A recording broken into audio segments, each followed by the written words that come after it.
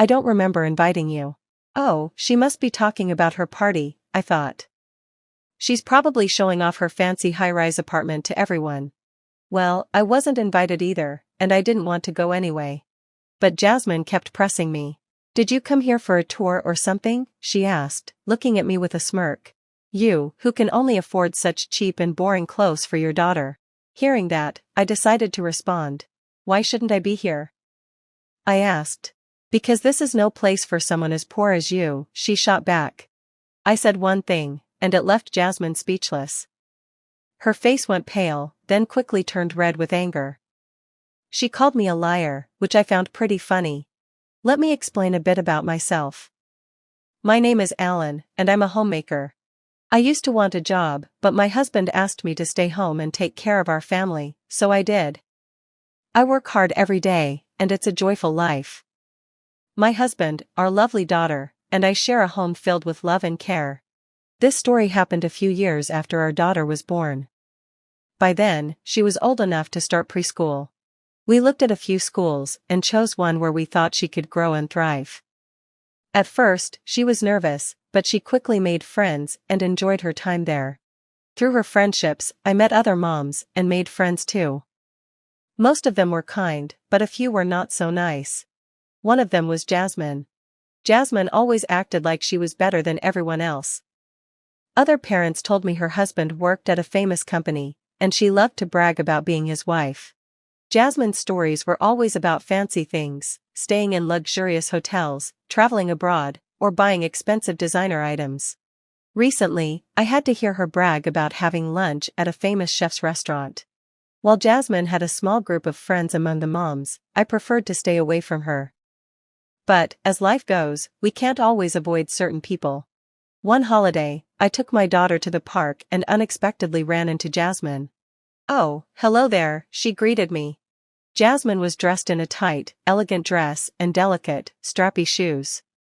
Everything she wore screamed expensive. Her outfit was eye-catching and flashy, hardly what you'd expect someone to wear to a park with their child.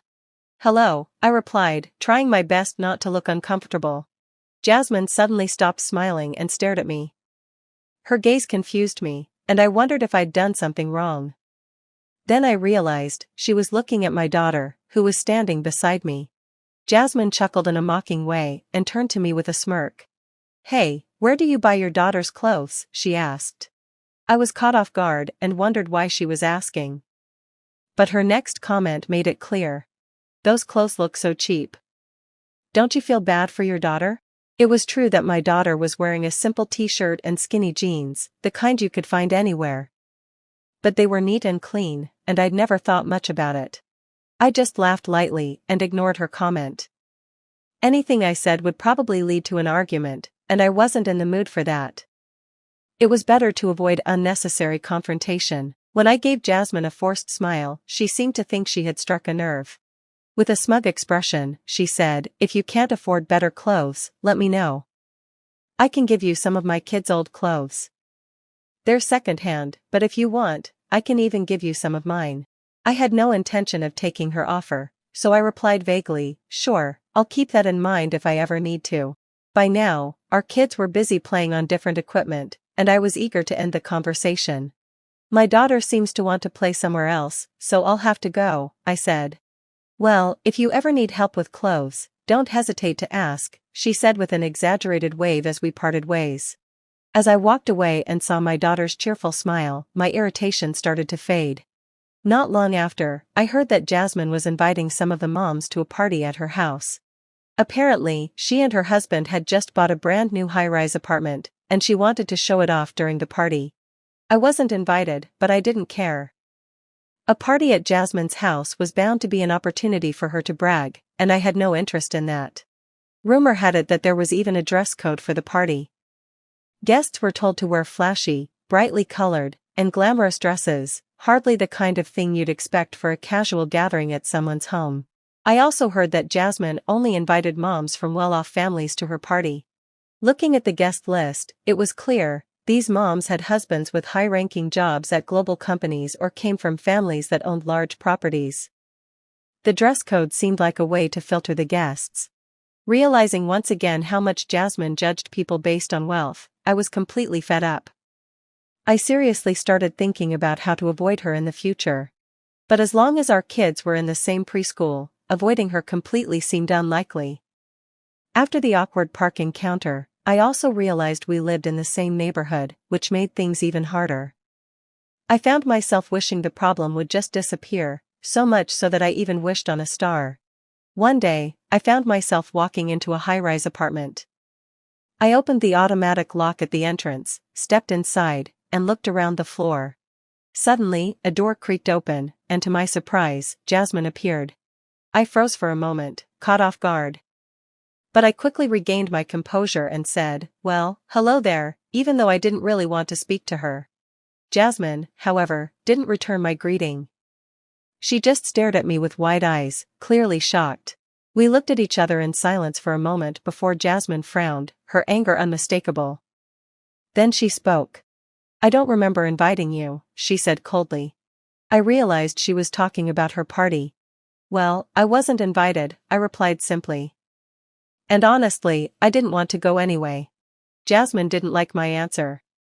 She snapped, "Then why are you here? Why am I here?" I repeated.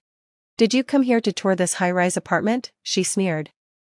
"Even though you can only dress your daughter in such plain, cheap clothes?" Her mocking tone was unmistakable. I decided it was time to speak up. I carefully chose my words and said, "Do you think I shouldn't be here?" "Yes," she said confidently. "This isn't a place for someone like you." "And why is that?" I asked. "Because someone poor like you doesn't belong here," I responded calmly but firmly. "Well, this is actually my home." Jasmine froze. Her expression went blank, and her face turned pale as she processed what I had just said. It was obvious she hadn't expected that response. She blinked in disbelief, struggling to understand the situation. Then, her face flushed with anger. "What do you mean?" "Explain yourself," she demanded. I looked at her and said, "Let me clarify for you." I calmly explained to Jasmine, "Actually, my husband is the president of several companies. They're not famous, but they generate a significant income. Thanks to that, we live quite comfortably. He owns several properties across Japan, and this high-rise apartment building we're in now is built on one of his properties. So technically, this building belongs to my husband, and it's also our home. My husband knew I wanted to work, so he entrusted me with managing this building. That's why I'm here regularly." Jasmine's eyes widened in shock. "What? I didn't know that," she exclaimed. "When I signed the contract for my apartment, I met a man who was the manager, not you." "Oh," I replied. "That must have been my husband. He handled the key handover for me this time, so we didn't meet. You can tell all the lies you want." Jasmine snapped. With that parting shot, she stormed back into her apartment. But then, to my surprise, she returned with her arms full of random items, children's toys, stuffed animals, clothes, and stationery. "You're the one dressing your kid in pitiful clothes." "Stop lying," she shouted as she started throwing the items at me. "There's no way you earn more than me." Her sudden outburst left me speechless. The items she threw scattered around the floor with loud thuds, a clear sign of her uncontrolled anger. I decided it was time to clear up another misunderstanding, the park incident. "About my daughter's clothes that day," I began. "What about them?" Jasmine snapped. "Do you remember the day we were at the park? What does that have to do with anything? My daughter loves playing in the sand, so I dressed her in clothes that could get dirty." "That's all," I explained calmly. "Lies!" Jasmine yelled. "It's the truth," I said, pulling out my phone. I showed her a picture from my album. In the photo, my family of 3 was smiling together, and my daughter was wearing a recognizable children's brand outfit. Jasmine froze, her eyes widening even more. "You only dressed her nicely that one time, didn't you?" she screeched, desperately clinging to her denial. "That's not true," I said, scrolling through more photos. I showed her multiple pictures of my daughter, some dressed nicely for special occasions, others in casual clothes for messy play. Seeing this, Jasmine clenched her fists and trembled, unable to come up with a response. "What? What are you trying to say?" That being wealthy makes you superior, she yelled, her anger spilling over. Suddenly, she pushed me hard on my shoulders. That was the last straw. Other mothers who had been observing the situation came outside and tried to calm Jasmine down. She lied to me. There's no way she lives in this luxury apartment. Jasmine shouted. She's just pretending to be more popular than me.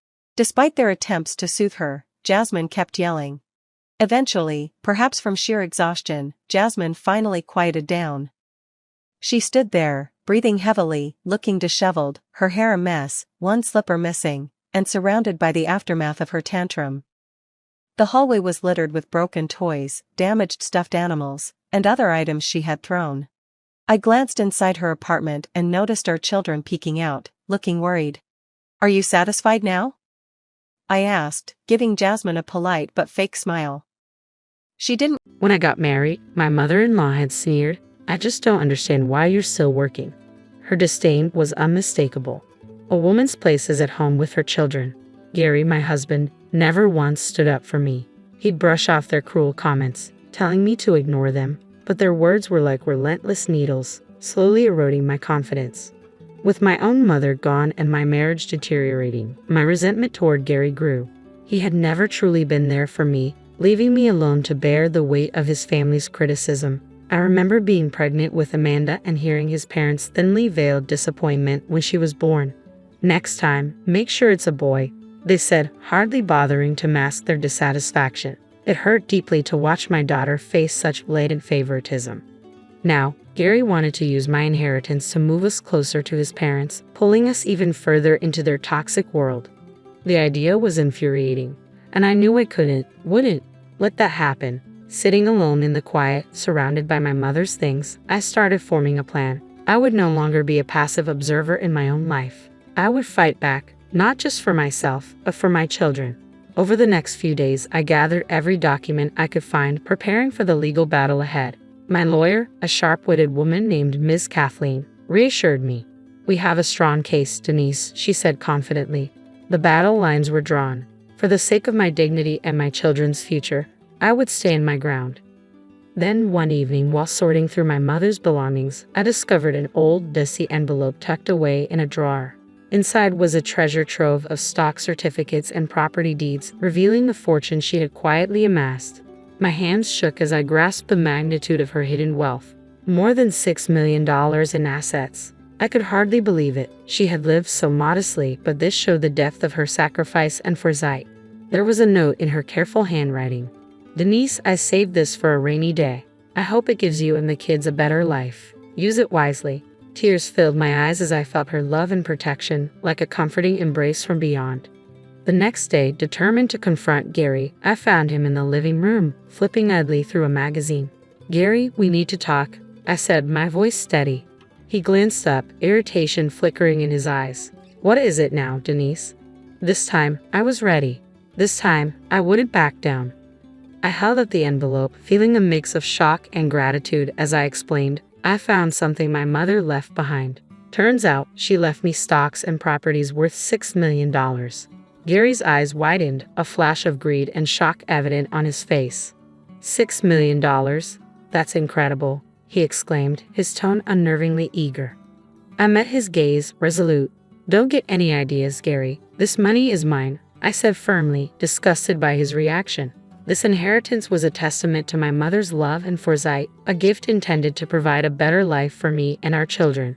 "You won't see a cent of it," I added, watching as his expression darkened. "You can't just keep it all to yourself, Denise. We're married. What's yours is mine," he snapped, his frustration evident. Anger surged within me. "Is that all you care about, Gary? You don't see me or the kids. You only see dollar signs," I accused, realizing how much he had changed. Gary abruptly stood, his face red with fury. "You're being selfish, Denise. I'm thinking about our family's future," he argued. "What family, Gary? The one you're willing to sell off for your own gain?" I shot back. He took a step toward me, fists clenched. "You'll regret this, Denise. I'll make sure of it," he threatened. But I didn't flinch. "Bring it on, Gary. I'm not afraid of you anymore." With that, he stormed out, leaving me to collect my thoughts. I knew this was only the beginning of a bitter struggle, but I was ready to fight for my children, for my mother's legacy, and for myself. The following week was a blur of legal consultations and tense silences at home. Gary's shock had turned to a cold, calculated aggression, like a caged animal, desperate and dangerous. Then one evening, after the kids were asleep, he cornered me in the kitchen, his gaze wild and menacing. "You think you're clever, Denise? Hiding that money from me?" he sneered. My heart pounded, but I held my ground. "It's not about being clever, Gary. It's about doing what's right. That money is for me and the kids, not for your selfish fantasies. I'm your husband. I have a right to that money," Gary snarled, slamming his fist on the countertop, making me flinch. His words dripped with venom, but I wasn't about to back down. "A right to what, Gary? To a woman who won't be bullied into giving you everything?" I shot back, meeting his furious glare. His face contorted with anger. "You'll regret this, Denise. I'll make sure you don't get a dime of that money," he spat, his voice thick with menace. But despite the fear his threats stirred, my resolve only hardened. I was determined to protect what my mother had entrusted to me. "Is that a threat?" I demanded, standing firm as he leaned in close, his breath reeking of bitterness. "It's a promise," he hissed. I stepped past him, my heart pounding, but my resolve like steel. "We'll see about that. The court will decide," I said, striding away as his venomous words echoed behind me. "You're going to end up with nothing, Denise. Nothing." The following day, I received a call from my lawyer. "Denise, Gary has filed for divorce. He's claiming half of your inheritance," she informed me. Taking a steadying breath, I replied, "Let him try. I'll fight him every step of the way." Ms. Kathleen's voice was firm with reassurance. "Don't worry, Denise," she said. "We have a strong case. Justice will be served." That night, as I lay in bed, my thoughts turned to my children, sleeping peacefully in their rooms. This battle wasn't just for me, it was for their future. Gary had become a stranger, consumed by greed and resentment, but I was no longer the woman he thought he could intimidate. As I drifted towards sleep, I pictured the courtroom, the judge, and myself standing tall, not just for the inheritance, but for my dignity, my children's future, and the quiet strength my mother had instilled in me. The legal fight was brutal. Gary's tactic was obvious: to paint me as an uncooperative wife hoarding the family's resources. But his arguments were flimsy, rooted in desperation rather than substance. During a mediation session, in a last attempt to reach a settlement before trial, Gary sat across from me, his lawyer by his side. His gaze was cold, his demeanor bordering on arrogant. "Let's be reasonable, Denise," his lawyer began smoothly. "Gary is entitled to a portion of this inheritance. It's only fair." I glanced at Miss Kathleen, my resolve unwavering. "Fair," I replied, my tone firm. "Gary has contributed nothing to this inheritance. It was left to me by my late mother, intended solely for me and our children." Gary's claim to my inheritance wasn't just a legal fight, it was a moral one. My mother had worked tirelessly to save this, not for Gary's whims but for the future and security of her grandchildren. This inheritance wasn't just money, it was her legacy. I was prepared to defend it with everything I had. Gary leaned forward, his tone dripping with scorn. "Come on, Denise, you're just being spiteful. Don't you think the kids would want their father to have a share?" A surge of anger flared within me. "This isn't about spite, Gary. It's about justice," I shot back, my voice sharp. "You've never once considered what the kids truly need. This is about your greed." His lawyer began to interrupt, but Gary waved him off. "You think you can take everything, don't you, Denise? Play the grieving daughter and the victimized wife." I met his glare, my voice calm but resolute. "This isn't a game, Gary. You're the one trying to take what isn't yours." The mediator, a stern-faced woman, raised her hands in an attempt to bring order. "Let's keep this civil. We're here to find a resolution." Gary cut her off, his voice rising. "Resolution? She's the one being unreasonable." The tension in the room was thick and suffocating, but I kept my tone steady. "I am being reasonable, Gary. I'm protecting what my mother intended for her grandchildren. Your claims are baseless."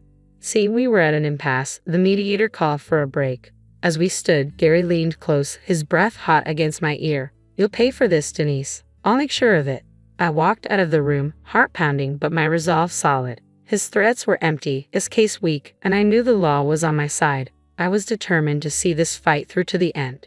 In the weeks that followed, I immersed myself in legal preparation. Miss Kathleen and I went over every detail. every document, ensuring I was ready for what lay ahead. The children stayed with my sister, shielded from the turmoil. I missed them dearly, but I knew this battle was as much for their future as it was for mine.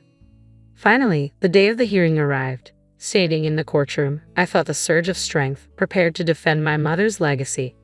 I braced myself, prepared to face Gary and dismantle whatever twisted story he intended to tell. This was the moment of truth, and I was ready to defend my mother's legacy and secure my children's future. I steeled myself, channeling every ounce of strength into the fight ahead. The courtroom became a battleground where words served as weapons. Gary's attorney painted him as a wronged husband unjustly denied his share.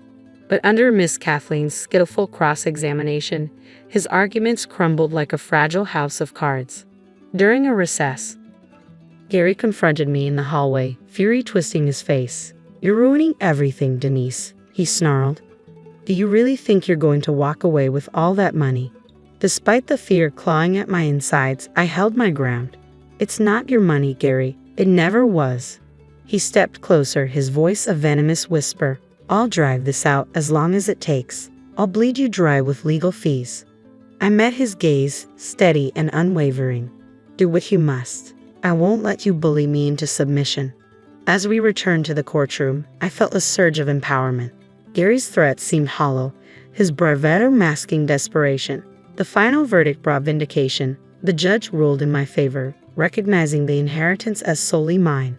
Gary's expression of defeat was unmistakable. While I'd won the legal battle, it came at the cost of my marriage. The family I once knew had shattered.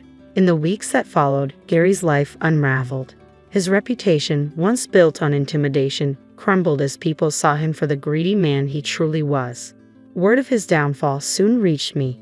He'd lost his job, his friends distanced themselves, and his standing in the community was in tatters.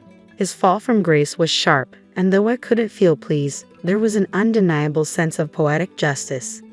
One evening, a phone call interrupted my thoughts. It was a mutual friend.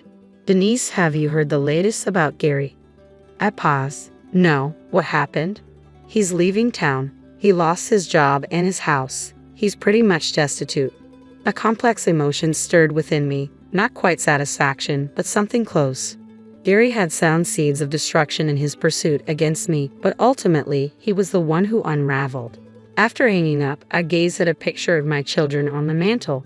This fight had been for them, for their future and security. That night, as I tucked them into bed, a deep sense of peace washed over me. The battle was over, and we had come out stronger, free from Gary's shadow, and ready for a new chapter. Life would be different, but we were together, and that was all that mattered. In the months following the court ruling, life found a new rhythm. The victory brought closure, yet it marked the beginning of a new journey of healing and rebuilding.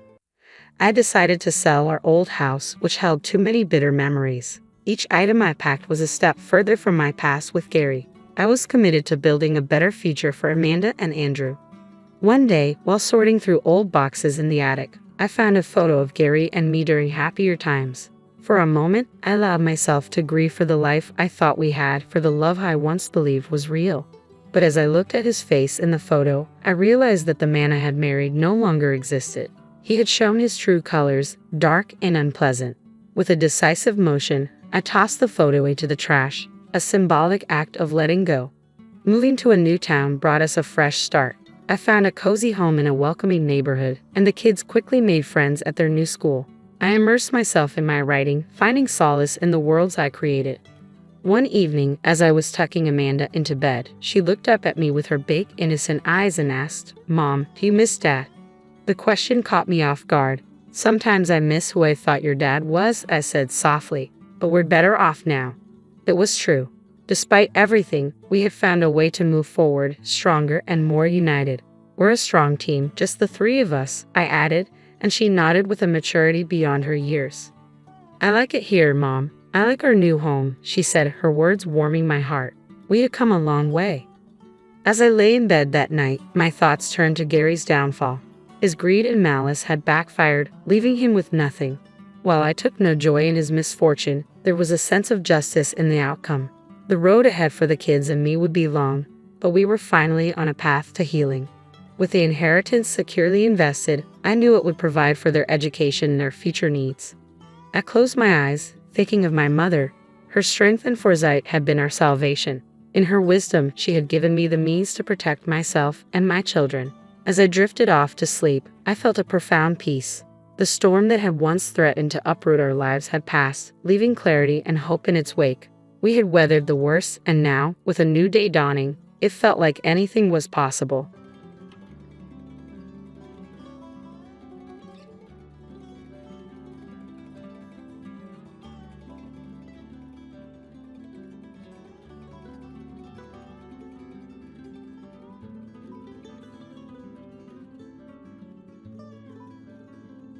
Sorry, big sis, not only did I snag a husband, but I also got a home.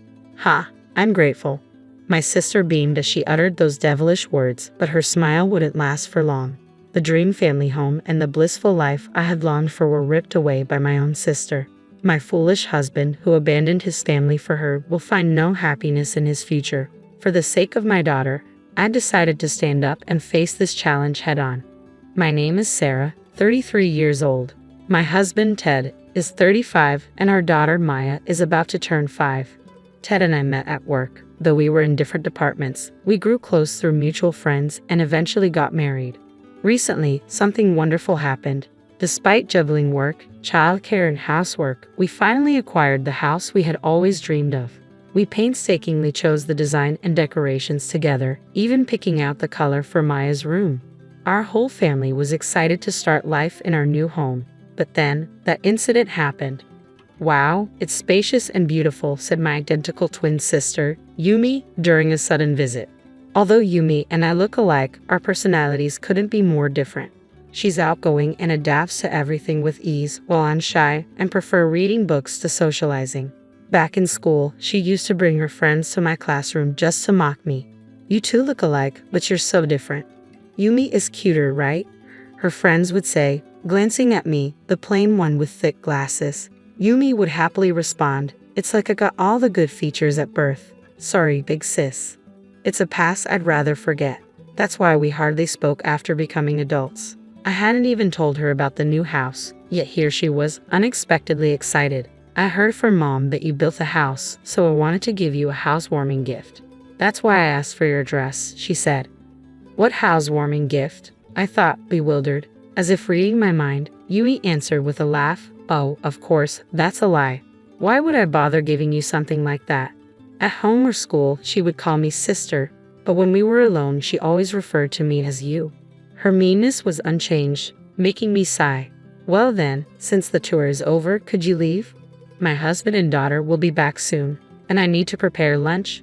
Today was a holiday, and my husband and daughter were due back from playing in the nearby park. We plan to have lunch together as a family. Oh, then I'll wait. I'll have lunch with you and then leave, Yumi said. Lunch together? Impossible. Absolutely impossible, I thought. I only prepared enough for the 3 of us. Give me your share then. You are the big sister, after all, she said shamelessly. Even after turning 30, she still referred to herself as the little sister, making vulgar remarks that left me speechless. After all, I was only born a few minutes earlier than her. I'm home, Maya's voice echoed as she opened the living room door. My daughter, accompanied by my husband, walked in and was surprised to see her aunt. She looks just like Mom, Maya said, not knowing her aunt was my twin. My sister greeted them with a friendly smile and a warm hello. I'm Yumi, the twin sister. Nice to meet you, Ted. Sorry to intrude, Yumi added. Ted, having heard about my sister, was surprised to see her there but seemed pleased. Yumi, with her long eyelashes, distinct colored eyes, and perfect makeup, looked younger than her actual age. Her hair was curled, and she dressed to accentuate her figure. Meanwhile, I had spent the weekend in pajamas, my hair casually tied up and messy, with a tired face, no makeup, and thick glasses. It was clear that my sister appeared more beautiful and charming. Unable to assert myself in front of Maya, we ended up having lunch together. My sister ignored Maya, kept talking to Ted, and laughed loudly. Ted, you're so funny and stylish. Handsome too. You must be popular. So, why with my sister? She said, looking back and forth between Ted and me. My husband is sociable, fashionable, and popular at work with a bright personality. He was naive in relationships as I was his first, so he was easily deceived by my sister. No, not at all. I'm not popular. Well, you're the cute and popular one, Ted stammered. What a high school-like exchange. It was unpleasant. My much-anticipated holiday turned into a series of tolerances. Oh me, I'm not popular at all. I always attract weird guys, Yumi said. I recently broke up with my boyfriend, who I had been living with. He was short-tempered, and we fought a lot. I'm thinking of moving out since it's too big for just me and the rent is high. She glanced at me with a sly grin. Hey, you have a spare room here, right? Can I stay for a bit, just until I find a new place?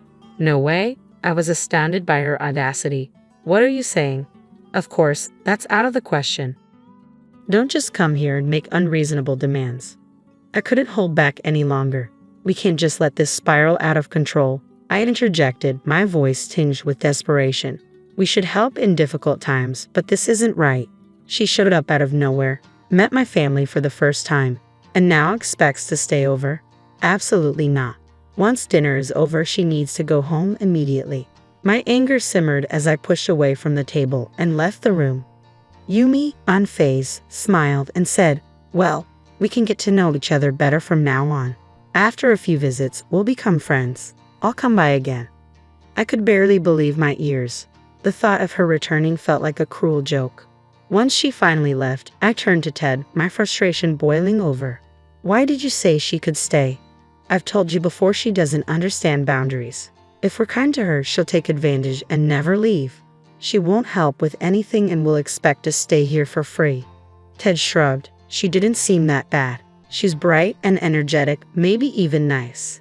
His words felt like a betrayal, and his enchanted demeanor only fueled my anger. Nice? How can someone who asks to stay in our home the first time they meet be a nice person? If she shows up when I'm not here, do not let her in, I demanded, my voice firm. Ted nodded, but his expression was dismissive.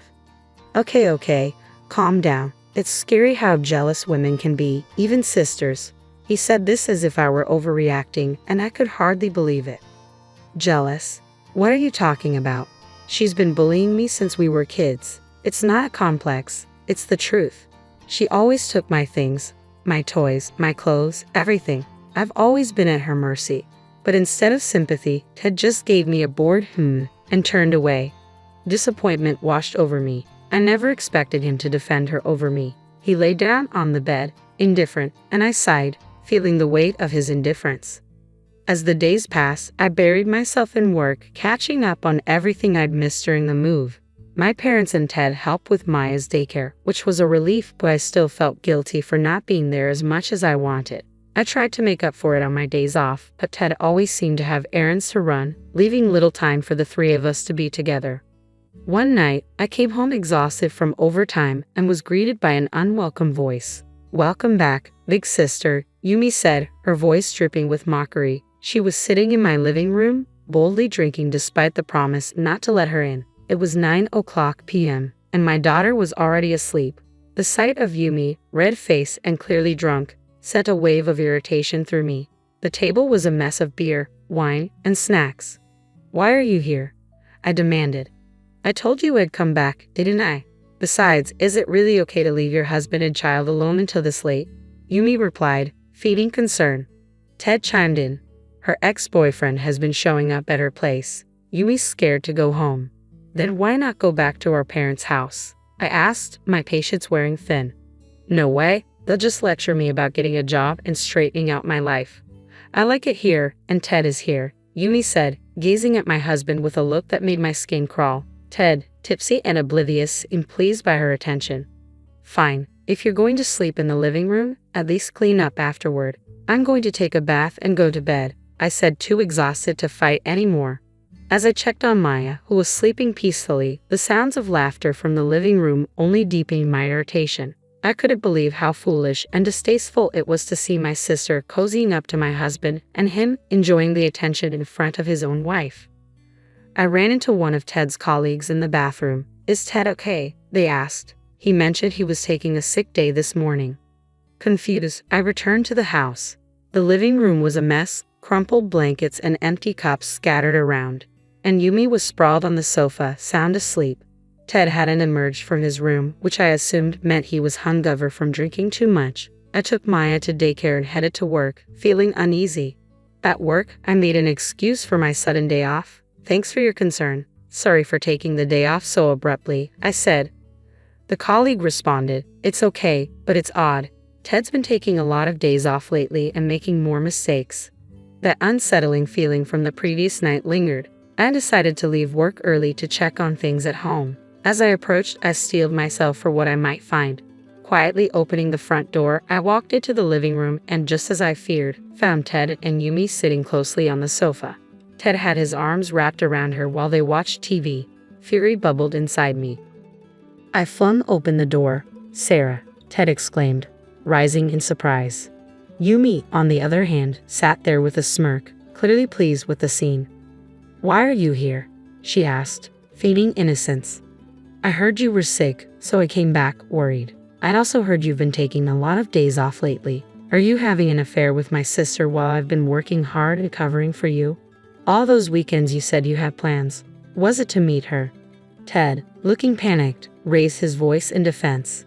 Do you have any proof of us meeting? I hate your logical and critical attitude. Proof, I shot back. I saw you hugging each other just now. That's what I can't stand about you, always looking down on me. From now on, you and Yumi can live here together, and I want you to leave. Ted's face twisted in frustration. You're always busy, never paying attention to me. You don't even bother with makeup anymore, and you don't see me as a man. Yumi recognizes me as a man. She listens to me and compliments me.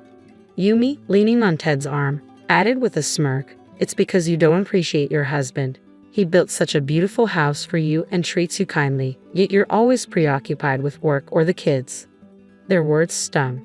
It seemed that ever since Yumi arrived, Ted had been taking more time off and becoming more involved with her, neglecting his family in the process. I was sickened by their disregard for our home and children. But I'm glad you came back early, Yumi said, her tone dripping with false sweetness.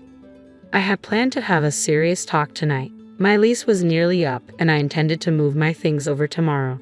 But my self-centered sister had other plans. Sorry, sis, she said with a carefree smile. Looks like I'll be taking your husband and your house. Her lack of remorse was infuriating.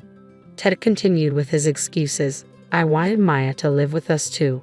But Yumi is scared of suddenly becoming a mother, so you'll have to look after her for a while. His priorities were clear. He valued his own happiness over mine and our daughters. I understand, I replied, my voice cold as I headed upstairs, craving solitude. My sister's laughter echoed behind me, further fueling my anger. But hearing my daughter's name sharpened my focus. I needed to fight for her. Taking a deep breath, I composed myself and reached out to someone on my phone. It was time to show that I was no longer the person I used to be. 30 minutes later, the intercom buzzed. Mom, Dad, why are you here? I was taken aback to see my stern-faced parents at the front door. Ted and Yumi looked shocked as they stood in front of them. My sister, furious, confronted me. Did you tell Mom and Dad? How childish to run to them as an adult. Be quiet, I snapped back, trying to maintain my composure. What are you two doing? My father asked, his usually calm demeanor replaced with a formidable anger. We're discussing a divorce, my sister retorted. This has nothing to do with you. Nothing to do with us? My father said, his voice rising. Our granddaughter's husband is having an affair with her own sister. We're absolutely involved. What are you going to do about this, Ted? My father demanded. Ted fumbled for words. Well? Ted, I'm disappointed in you, my father said sharply. I thought you were a reliable man who would protect Sarah, but here you are, engaged in such foolishness. Ted's surprise was evident, only reacting after my sister nudged him with her elbow. I'm sorry, but this is a matter between husband and wife, Ted said, sweating. It's not so much about who's at fault, but that our relationship just wasn't working out. Are you saying it's my fault? I asked incredulously. We never had these issues before Yumi came along. If that were the case, we wouldn't have built this house. That's your opinion, Ted retorted. You got promoted, pretended to be busy, neglected housework and childcare, and didn't even bother with makeup. You didn't respect me as your husband. Aren't you ashamed? So you didn't like that I got promoted? I shot back. My promotion and maternity leave hurt your pride, so you pretended to be calm and helped with housework and childcare to hide your bruised ego. You're petty. Respecting a husband doesn't mean you have to hold back your own success. You've seen what Sarah is like, Ted said. She's hardworking and doesn't wear makeup. My mother tried to intervene. I hardly wore makeup even before marriage. Where is the Ted who used to love and adore me? No, Ted said firmly. Parents have no right to interfere in a couple's affairs. Please go home and take Sarah with you. My sister coldly handed me the divorce papers. Ted has already prepared the divorce papers. Just respond to them as soon as possible. I'll send the rest of your stuff later. How could you, Yumi? My mother asked, trying to stop her. Please, let us be. My sister said, pushing us out of the house. We're getting divorced, aren't we? I turned to Ted. Is this really happening? He nodded, as if it were the most obvious thing in the world. Yes, he said. You're so clueless, I said, feeling the weight of the situation. I'm keeping the house since it's in my name, I said firmly. I'll pay child support, but let's finalize the divorce. However, there's one more thing. If we're getting divorced and I'm leaving, you'll need to repay the $400,000 my parents loaned us for the house. I held at the loan agreement, watching their faces turn pale. When we bought the house, we had paid $100,000 from our savings, with my parents covering the remaining $400,000. The loan agreement was already in place, and it was a better deal than a traditional loan. My parents had suggested this arrangement, and we had both been grateful. But since I'll be staying in the house, it's only fair that you repay it. What are you talking about? Ted stammered. We discussed this, and my parents said it wasn't necessary to repay it. We're family. Family or not, we signed a loan agreement, I replied, my voice steady. It's unthinkable not to repay it. Our parents' money is important for their future. Just because we're family doesn't mean you can borrow money and not pay it back. Was your gratitude a lie? This is unacceptable to our parents who trusted you. Ted tried to argue. My father said not to worry about it. If we have more children, it would be hard to repay, so I thought it might be considered a gift. That's not how it works, my father said, his anger palpable. Even if that's true, I have no intention of giving a single penny to someone who has an affair with his wife's sister and abandons his own daughter and grandchild. Pay it back properly. Yumi, who had been listening silently, finally spoke up. I'm also a daughter. It shouldn't be a problem if I stay here. I'm not working right now, and I don't have the money. Be quiet, my father cut her off. You're no longer a daughter to me. You've always bullied Sarah, and now, as an adult, you're doing this. I'm cutting ties with you. They'll never show up again. My parents had long been aware of my sister's attitude, but her behavior had not changed one bit. Even as an adult, she still acted like a spoiled child. Since Yumi wasn't working and would struggle on her own, I decided to press for additional compensation. Since you're the reason for the divorce, you should pay me alimony for the mental distress. I'll have my lawyer contact you. Ted was left speechless, staring in shock. I grabbed my suitcases and walked out, my mother's tears stinging my eyes. Sarah, I'm so sorry for all this, she said, hugging me tightly. I never thought Yumi would go this far. I shouldn't have told her where you live. Mom, it's not your fault. Her nature can't be changed, I reassured her. It's refreshing to cut ties with her. I've also realized that Ted is just as self-centered as she is. I have no regrets now. I'm sorry for involving you, I said. Thank you for coming. I'll find a lawyer and make sure to recover the money. But for now, don't worry about the money. You and Maya come first. You must be exhausted today. Go pick up Maya, come back home, and rest. My mother nodded, her concern for me evident. Take care of yourself, she said. We'll handle this together. Feeling both mentally and physically exhausted, I decided to take a break at my parents' house. Their warm support was a comforting embrace during such a difficult time. I expressed my gratitude, telling them how much their encouragement meant to me. Their unwavering support gave me the strength to move forward. A few days later, I reached out to a lawyer who was a friend of my father's. I needed to address compensation for emotional distress, the repayment of the money my parents had loaned us, and of course, child support for Maya. Although I was concerned about the potential impact on my career, the news of my husband's affair with his sister-in-law and our impending divorce had quickly spread, leading to his social isolation. I took a leave of absence from work to handle the address change and other divorce-related tasks. Thankfully, since I had kept my maiden name at work, there was no need for a name change after the divorce, which was a relief. My husband called me once, accusing me of turning everyone against him.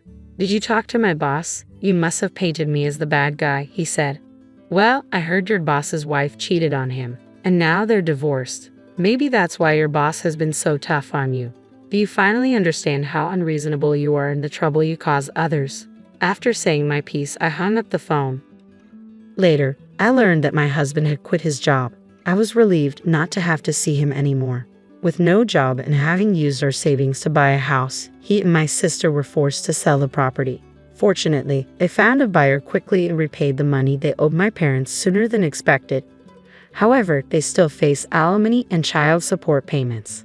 Finding a new job proved challenging for him at his age, and he and my sister ended up living with his parents. Yet she remained unchanged, still refusing to help with housework or seek employment, only indulging in her own desires. His parents, exhausted by the situation, eventually asked him to leave. After the divorce, my ex-in-laws came to apologize. I couldn't help but feel a sense of irony and satisfaction when they finally moved out. My sister had once come to my parents asking for money, but my father had scolded her so harshly that she never returned. She had lost her former charm and was now marked by poverty and an unhealthy lifestyle. My husband, who sought a divorce, found himself stuck with my sister, who clung to him out of spite rather than love. Their loveless and impoverished life was easy to imagine. I had planned to find a new home for my daughter and me, but my parents advised me to take my time.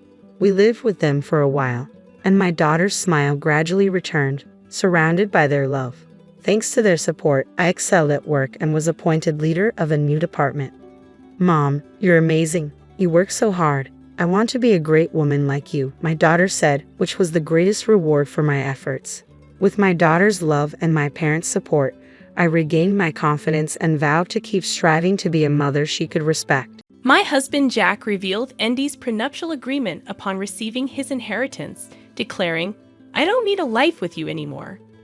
I'm inheriting $5 million. I don't need you when I have that money." His cold words signaled the demise of our marriage after years of living together. I felt like a mere obstacle in his pursuit of wealth, but he remained oblivious to the significant secret tied to the $5 million inheritance. "Mom, is it true that Grandpa is in critical condition?" My daughter Sophie's unexpected question caught me off guard. Ethan, Jack's father, had a serious health problem, and the information was supposed to be a secret between Jack and me. "Did you get that information from your dad?" The only one who could have told Sophie was Jack. "Yes, and on a call from Dad, he told me to renounce Grandpa's inheritance." Sophie's words unsettled me. With a single phone call, my peaceful life was about to be shaken. A few days after Sophie's revelation, Ethan passed away peacefully. Since getting married, I had lived with Jack's parents, providing unwavering support during their health struggles. It had been 5 years since Jack's mother passed away, and now, with Ethan's passing, the funeral went smoothly. Yet just as I thought I was free from tension, Jack's behavior underwent a dramatic change. "What are you doing here? Why hasn't it been cleaned properly lately?" Jack frequently pointed out minor dust and small stains. "I'm sorry, I must have missed it. I'll clean it right now." However, the issue wasn't just about cleaning. "Why are you serving this? I wish you'd pay more attention to the taste when you cook." Even the dishes he used to enjoy were now unappreciated. "Is there something bothering you lately?" I gathered the courage to ask, but it only worsened his mood. It's useless to deny it. To be honest, the food you make isn't good. I've been tolerating it because my parents never complained, but I've always felt its tastelessness deep down. Jack's words pierced my heart, marking the first time he had criticized me so severely. My mom always cleaned and did laundry perfectly, and at meal times she cooked with care without cutting corners. "You're nothing like her." I've been patient, but I can't stand it any longer. This was the first time he compared me to his mother and criticized me. All I could do was deeply reflect on myself. "I'm truly sorry. I couldn't have imagined that he valued my cooking so little." Tears started to flow uncontrollably. "Do you think anything will change if you cry? Your tears mean nothing now. Don't show them to me." Jack abruptly stood up, leaving the house and slamming the door behind him. As he walked away, I called out, "Jack, where are you going? Come back." But it seemed he didn't hear me. My mind was in turmoil, unable to comprehend this sudden change. Until a few months ago, we were a couple sharing everything, holding hands, and navigating life's challenges together. I couldn't understand how we had become so distant. And then I remembered. The call from Sophie revolved around Ethan's inheritance. There was a hint of hesitation in Sophie's voice that night. Jack arrived home much later than usual, and I missed the chance to inquire about it. I wondered if Jack had discovered information about the inheritance and chose to keep it to himself. Attempting to approach Sophie, I questioned why they were discussing inheritance while Grandpa was still in good health. Sophie expressed doubts about Jack's actions and mentioned conveying the same concerns to him. Considering Sophie's words about the inheritance falling into her hands if not divided differently, I couldn't help but recall Jack's recent cold behavior towards her. Doubts crept into my mind. Was he planning to take all the inheritance and abandon me? This thought tightened my chest, and tears welled up once again. In my pain, I became acutely aware of the sounds around me. As the room fell eerily silent, the phone rang suddenly, echoing throughout. Though I didn't feel up to answering, considering the importance, I checked the caller ID. It was Jack's name, the same Jack who had left the house earlier. Answering felt tiresome, but I didn't want to face any backlash for ignoring it, so I hesitantly picked up. "What are you doing? Don't keep me waiting. I'm running out of time." His sudden, authoritative tone caught me off guard. He was indeed stubborn at times, but yelling without reason was unlike him. Shocked by his changed demeanor, I let out a slight sigh, hoping he wouldn't notice. "What's wrong? Is there a problem?" I asked. "I have something to talk about. I'll be home soon. Stay home and wait for me." His voice sounded noticeably colder than before. I replied with a brief "okay" and promptly hung up. Looking at the clock, I realized more than 3 hours had passed since Jack went out. Overwhelmed with confusion and pain, I hadn't noticed the time. After a while, I heard the door open and Jack's footsteps. A sweet scent of body wash, one we didn't use at home, wafted from him. That unfamiliar smell intensified the pain in my chest. "I'll be straight. It's over. I want to end our relationship. As a token of gratitude, I'll give you $220,000. I'm genuinely tired of you not managing things at home. I want to live peacefully in my old age," he declared. Linda, who had dreamt of a peaceful old age, now faced the shattering of that dream by none other than Jack. "Why are you?" Her words trailed off as she searched for what to say. Jack looked at her with a smug smile. At that moment, a bright ringtone from Jack's cell phone filled the room, an unfamiliar tone different from his usual one. To Linda, it felt like this unusual sound hinted at communication from a specific individual. "I'm sorry, but I haven't finished my errands yet." Linda sensed a slight softness in Jack's voice, different from how he usually sounded towards her. It felt somewhat kinder and more intimate. Furthermore, the sweet scent of body wash, the unique ringtone, and the change in tone hinted at something he might be hiding. "Linda knew it," whispered quietly. After ending his call, Jack looked down at Linda with emotionless, cold eyes. "My intentions haven't changed. I want you to sign this document. I'll contact you later. Make sure to have it signed by then. I don't plan to come back to this house. Remember, this house is now yours." Without uttering another word or even looking at my face, Jack headed towards the door. What did our long marital life of 40 years mean? A few days later, I found myself at a lawyer's office gathering information about Jack's actions and Ethan's inheritance. When I explained it to our daughter Sophie, her complexion changed. It was painful to reveal our mistakes to our daughter, but out of love for me, Sophie shed tears and showed strong determination to confront Jack. She introduced me to a lawyer to support us. "Hello, I am Robinson. I will be handling your case. I will support you to the best of my ability." The woman named Robinson, sitting across from me, seemed to be in her late 40s, exuding a calm aura. Her neatly groomed hair and professional attire provided reassurance. "I'm truly sorry for approaching you suddenly. My name is Lily Johnson. I'm a bit nervous since it's our first meeting under such circumstances." "That's all right. I have already received some information from Sophie." Robinson assured me.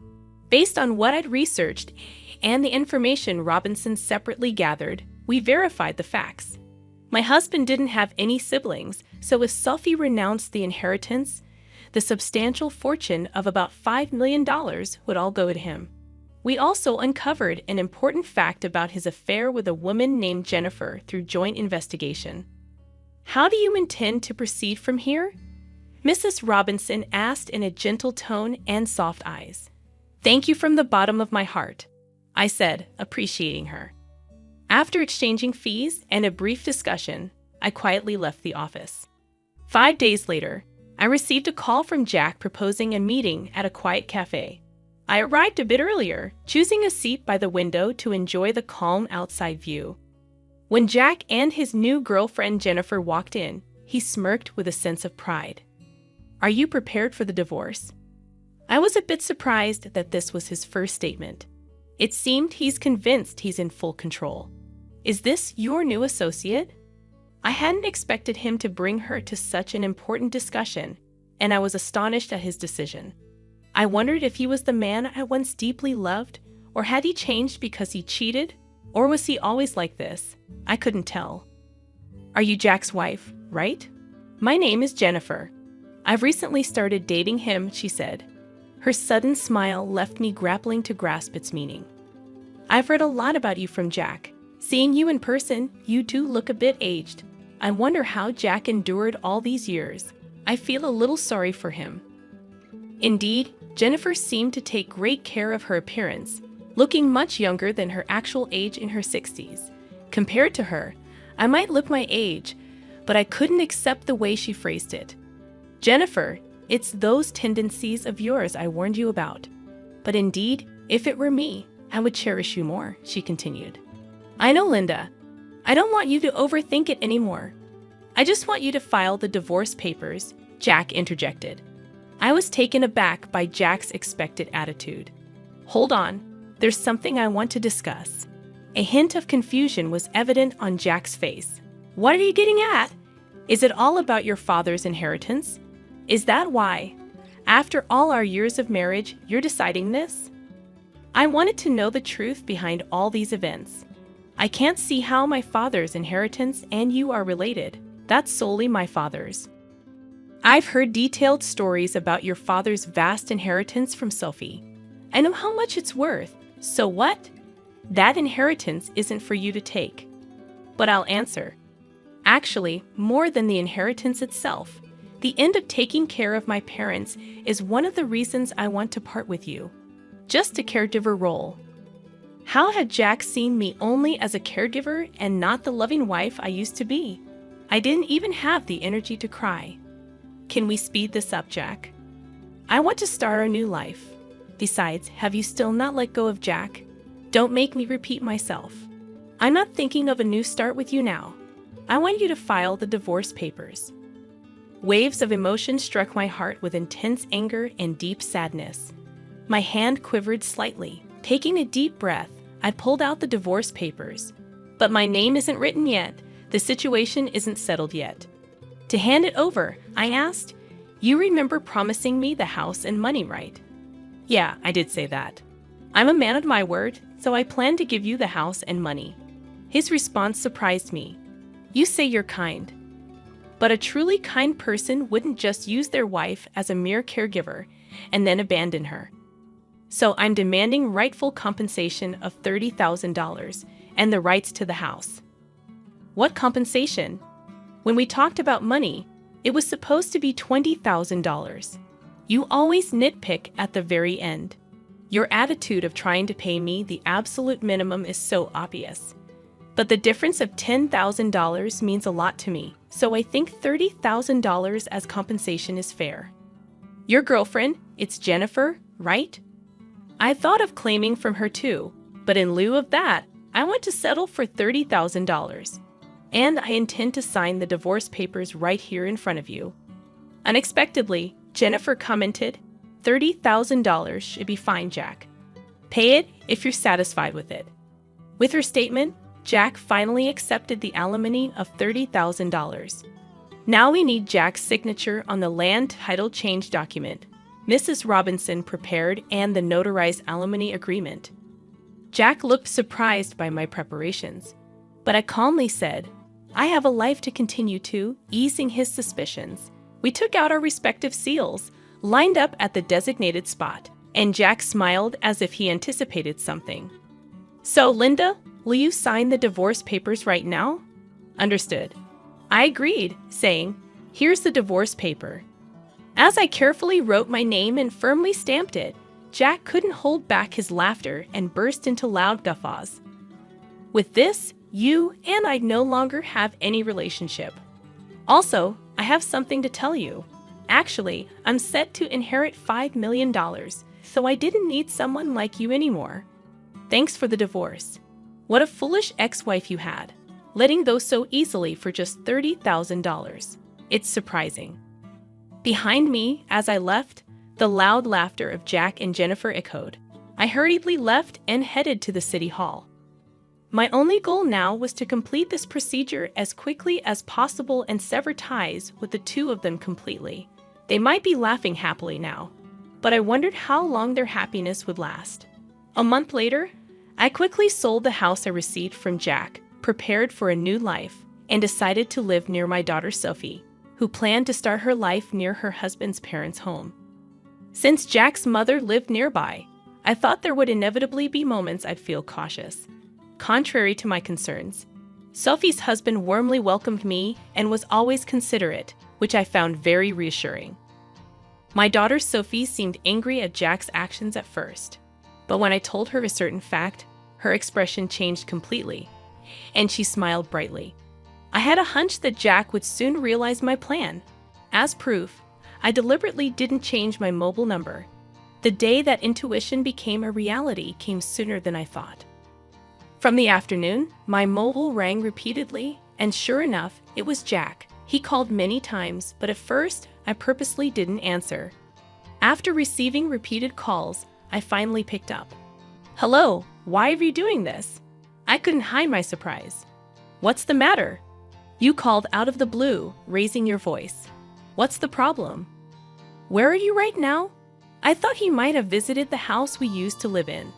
But in reality, that house had already been sold, and a new tenant might have moved in, or it could have become an empty lot. Considering this fact, the image of Jack's panicked demeanor surfaced in my mind, and I felt a little sorry for him. "Since we've decided to divorce, there's no need for you to be involved anymore. Where did Sophie go? I can't find her." It seems he went to Sophie's previous house. Of course, she wasn't there. I managed all the information and procedures related to Sophie's husband's family home, so Jack had no way of knowing. He seems to have hit a dead end and contacted me. Yes, actually, Sophie has moved to a new place. Why didn't you tell me something so important? Moreover, did you know about that too? It seems my husband finally realized the truth. By that, are you referring to the significant hidden debt that Ethan had? Actually, when I investigated Ethan's inheritance in detail, I was shocked by the amount of the inheritance. But at the same time, I found out about a considerable hidden debt. Probably, while he was alive, he estimated he could repay the debt with about $5 million and hid that fact from us. However, he passed away midway through repayment, and the hidden debt was left neglected. And when you officially receive an inheritance, you are also obliged to inherit such hidden debts. Jack was blinded by the allure of easy money and neglected thorough verification and investigation. That was his big mistake. So, I have a question. Did you really know about my dad's debt? Jack asked. Information is easy to come by. It becomes clear to anyone with a little search. That's why I noticed it. I imagined Jack turning red with anger on the other end of the phone. Anyway, what about the promised money? What about the money you intended to return? I had my suspicions, but his real goal was money after all. Besides, about that property. If I had known about my dad's debt from the beginning, I wouldn't have gotten involved at all. I understand how you feel. I thought it deep down, but I chose not to say it. But think about it, putting aside the money issue for a moment. You got to marry a very attractive woman, right? Isn't that pretty lucky? Of course, I don't know if Jennifer chose Jack because of his assets or if it was truly love. As soon as Jennifer found out about my debt, she left me. I thought she would. It's exactly as I expected, Linda. Think about it. How about starting over with me? I feel deceived by Jennifer. I just realized now you're the person I really need. The tone of Jack's voice suddenly dropped and became emotional. I wondered if he had forgotten everything he did to me. I'm cornered. Every day, I'm being rushed by collectors, and the debt I can't repay is piling up. I'm at my limit. I really feel my life is in danger. Help me, please. Even after hearing his desperate plea, I calmly thought, if I were in this situation, would Jack help me? I carefully chose my words and took a deep breath before answering. Right now, I'm living peacefully and am truly satisfied. And in the days to come, I want to live in peace. You might have forgotten, but remember what was said at my response. Jack was momentarily lost for words on the other end of the phone. You mean back then? Yes, exactly, Jack. I'm really grateful that we were able to get divorced. Thank you for giving me a chance to choose a new path. I felt the tremor in Jack's voice and his tears, but for my future, I made up my mind and quietly ended the call. This marked the complete end of our relationship. I don't know how Jack's life is now or how he's repaying his debt, but I hope he's making an effort somewhere. Linda, how about taking a walk outside while looking at the beautiful scenery? Currently, I'm enjoying my days with a wonderful person I met through a hobby in Chicago. He's very warm and always with me. Spending time with him brings me unparalleled happiness.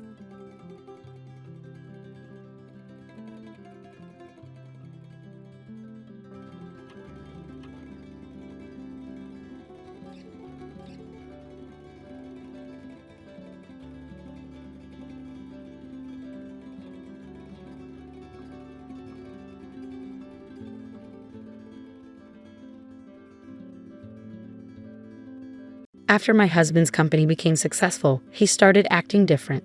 He didn't hide the fact that he was seeing another woman. When I confronted him about it, he just laughed at me. You don't make any money, so you should be happy I'm supporting you, he said. Maybe then I'll think about getting a job. I told him I would find a job myself, and he just laughed and said I could do whatever I wanted. So I got a job at his parents' company, and that's when I decided to get back at him. My name is Karen, and I'm 34 years old. My husband Michael is 36 and runs a printing company. We used to work at the same place.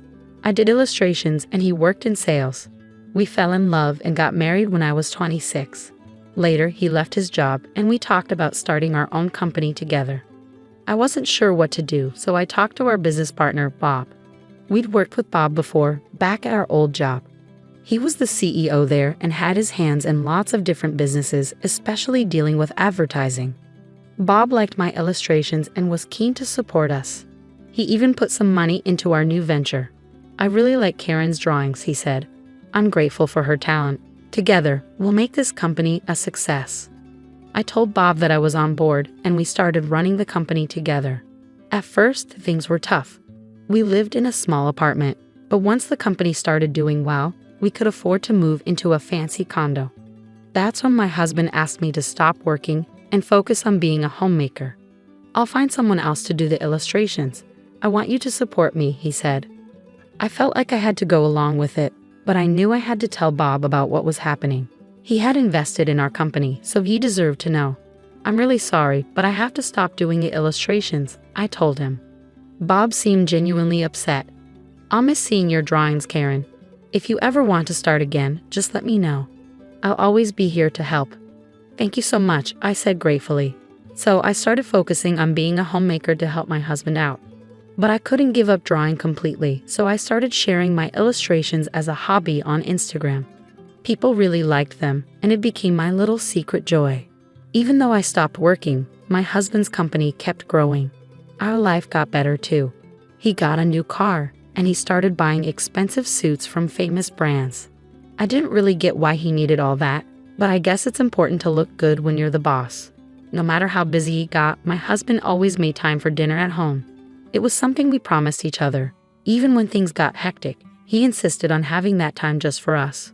We'd sit down, have dinner, and he'd tell me about the future plans for the company. I was happy just to be there for him and support his dreams. I thought it would always be like that. The company kept doing well, but I started noticing a change in my husband. He stopped talking to me about the company during dinner. "How's work going?" I'd ask. "Fine," he'd say, not really interested. I kept asking him about work, wanting to know more, but he snapped at me, saying I wouldn't understand because I'm always at home. It hurt to hear him talk to me like that. I tried to tell myself he was just tired and stressed. That night, he finished his meal quietly and went straight to bed. This went on for a while, and then he started eating dinner out. He'd make excuses about socializing or work events, but he used to always eat at home. Even then, I'd wait for him to laying my dinner, but now he'd just leave without a word. And recently, he wouldn't even bother sending an excuse. When I brought it up, he'd just yell at me. It felt like he was a different person. I started to feel like nothing more than a servant to him, and it made me really upset. When we started the company, we went through tough times together. But now, I felt like I was beneath even his employees. I didn't do housework because I liked it. I did it because I wanted to help him achieve his dreams. But he didn't seem grateful for any of it anymore. While my husband was away, I found solace in my illustrations. It was the only thing that helped me relax. As I kept drawing, more people started following me, leaving kind comments. Even Bob's name popped up among them. He offered to work together again, and just the thought of it made me feel hopeful. Without that hope, I don't know if I could have kept going. As we stopped having dinner together, a gap started growing between my husband and me. Eventually, I started suspecting there was another woman in his life. I smelled a different perfume on his jacket, one he'd never use. When I asked him about it, he just brushed it off, smirking like being caught wouldn't matter. For the first time, my sadness turned into anger. I was tired of being mocked and left alone at home, unable to do anything but chores. I felt anxious about being left behind by society. My friends envied me, but they didn't understand. Even my parents laughed it off as a fancy worry. I had to face this problem alone. Then, one day, my husband came home drunk. I took care of him and put him to bed, but I noticed a lipstick mark on his shirt. There was no way he'd have that mark for no reason. It was like a message from the other woman, a declaration of war. Finally, I had proof of his cheating. The next day, I confronted him with the shirt. "Where were you last night? And what's this kiss mark?" I demanded, pointing at the mark on his shirt. My husband looked surprised by the kiss mark but didn't seem bothered by my questions. "I was out with friends at a bar. It must have happened then, right?"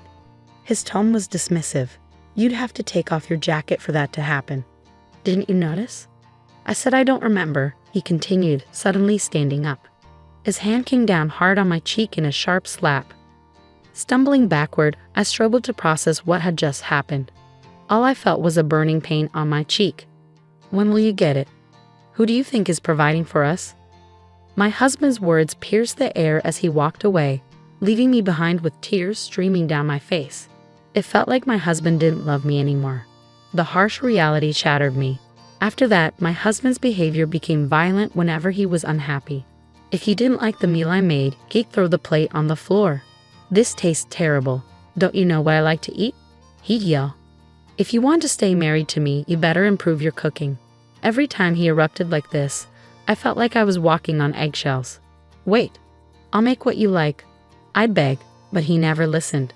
"I'll just eat out. Your food will affect my work," he'd say dismissively. I'd chase after him, desperate to fix things. "But you're never home or talk to me. How can I make something you like?" I'd ask, tears filling my eyes. Clearly irritated by my desperation, my husband clicked his tongue. "So do you want a divorce? I'm fine with it. I can manage without you, but you can't manage without me, can you?"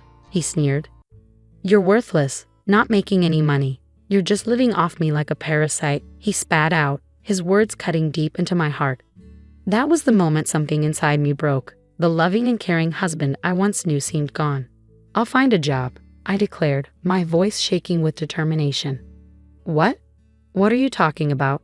My husband laughed, his tone dripping with scorn. "Who would hire someone as useless as you?" I gritted my teeth, trying to contain my anger. I couldn't let myself lose control and end up facing more abuse. Since I couldn't fight back physically, I had to find another way to stand up for myself. Fine, do whatever you want, my husband sneered. But don't forget about your house chores with your measly income. I won't tolerate neglect. As soon as he left, I sprang into action. I hired a detective to gather evidence of my husband's affair. It didn't take long before I had plenty of photos showing him with other women, drinking, and going into hotels together. 1 week after gathering the evidence, I went to a fancy restaurant on the top floor of a hotel. I wore my best clothes, but I couldn't shake the feeling of being out of place among the wealthy clientele. Bob was already at the table when I arrived. "I'm sorry for being late," I said nervously. "Don't worry at all, Karen. I've been looking forward to our meeting," Bob said warmly, motioning for me to sit. "Waiting for you was no trouble at all." Bob had been a big help when my husband and I started our own business. Now, he was the president of my husband's parent company. "Thank you for supporting us when we went independent," I said gratefully. "I was surprised when you and your husband decided to go independent, but since we've worked together for so long, supporting you financially was a no-brainer," Bob replied. "It seems like your company is thriving, thanks to your efforts." Bob's expression turned serious as he spoke. "But today, let's focus on you accepting my invitation, all right?" he said, offering a reassuring smile. "Yes, of course," I said, sitting up straight and returning his greeting. Bob had always been a big fan of my illustrations. He backed us financially when we decided to go independent because he believed in what I could do. He was also the one person who encouraged me not to give up my career to become a homemaker. We lost touch for a while, but he found me on social media and reached out, I explained. We started talking again through email and text messages. "But you always understood my illustrations so well, didn't you?" I asked, hoping to confirm our shared understanding. "I've always been a fan of your work, and I'm really happy you didn't give up on illustrating," Bob replied warmly. "But I never expected you to accept my offer to join my team." Bob had offered me a job as an illustrator before, but I turned him down because of my household responsibilities. Still, he kept reaching out to me, and it was only a week ago that I finally agreed to join him. In a conversation with my husband, Bob seemed hesitant at first, but then he looked me straight in the eyes. "I hate to say this, but Michael's company has a pretty bad reputation." "What? Really?" I was shocked. Everything my husband told me about his job seemed positive, so this news from Bob caught me off guard. I've been working with him for a long time, but ever since the business started growing, the quality of work has gone down. Bob explained. "Deadlines are missed, mistakes happen, and he doesn't seem to take responsibility for it." "Is this reputation widely known?" "Well, with his company growing so fast, it's bound to attract attention. But now, it's the wrong kind of attention. There are even rumors about him getting involved with a shady group," Bob said, his tone serious. I had no idea, I admitted, realizing how little I actually knew about my husband's business. Trying to change the subject, Bob said cheerfully, "Anyway, you'll be creating illustrations for us now. No need to outsource anymore. It's a big win for our company.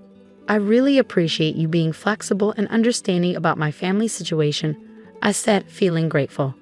"It's okay. We don't believe in overworking our employees anyway," Bob said with a reassuring smile. And so I started my job with Bob. My role was solely focused on creating illustrations, so I didn't need to go into the office. Bob allowed me to work from home, which meant I could balance my work with my household responsibilities. Drawing, something I truly loved, brought me so much joy. It had started as a hobby, but now I was thrilled to be working on commissions. As I was working one day, I heard the door slam loudly. When I went to investigate, I found my husband standing there, his eyes filled with rage. "You traitor," he suddenly spat out. I was caught off guard by my husband's sudden outburst. To think my own wife would steal my job. That's when it hit me. The reason for his anger became clear. Since I started working with Bob, I began getting contracts with other companies. Thanks to Bob's recommendations, I managed to secure deals smoothly, and most of these companies were partners with my husband's business. This was my way of getting back at him. It must have been frustrating for him to have jobs taken away by the very person he underestimated. "You don't have any right to say anything to me. I've just been doing my job, and you gave me permission," I said calmly, meeting his rage with determination. My husband's anger burned in his eyes, but I didn't back down. "Go ahead. Hit me if you want. I'll call the police," I declared firmly. "The police?" My husband's anger seemed to lessen a bit at the mention of law enforcement. "My company is failing because of you. What are you trying to do?" he shouted, desperation edging into his voice. "It's not my fault," I replied calmly. I retrieved the divorce papers and handed them to him. "We're not husband and wife anymore." "Don't be absurd. You're divorcing me because my company is failing. You're just after my money," he accused, his words dripping with bitterness. "I could have divorced you at any time, but I thought now was the right time. I have a lot of work now, and I'm making money," I retorted, showing him the evidence of his affair. My husband, hearing everything, fell to his knees and begged, "Please, please. The company is in trouble. I can't handle compensation or a divorce on top of everything.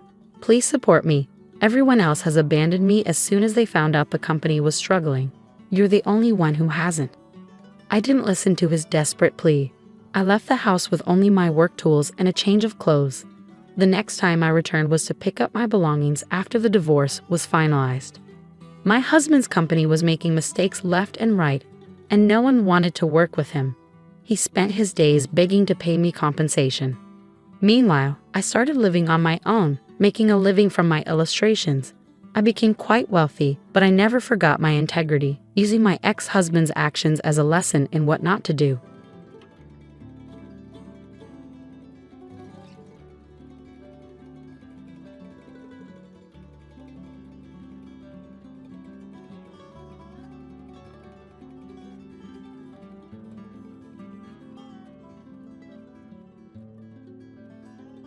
Hello, I'm Kayla, a 36-year-old woman.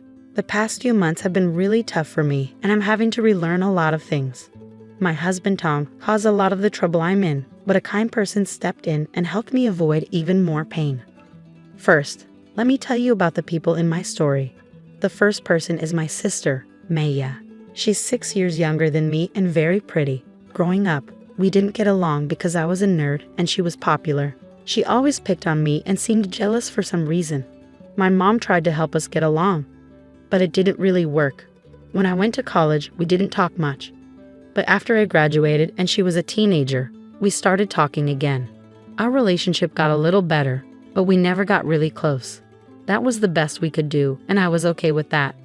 Next, let me tell you about my ex-husband Tom. We met at work and got along really well. We dated for about 3 years before getting married. We worked hard and bought our first house together. I earned more money, so the mortgage and deed were in my name. After 2 years of marriage, Tom asked me about having children.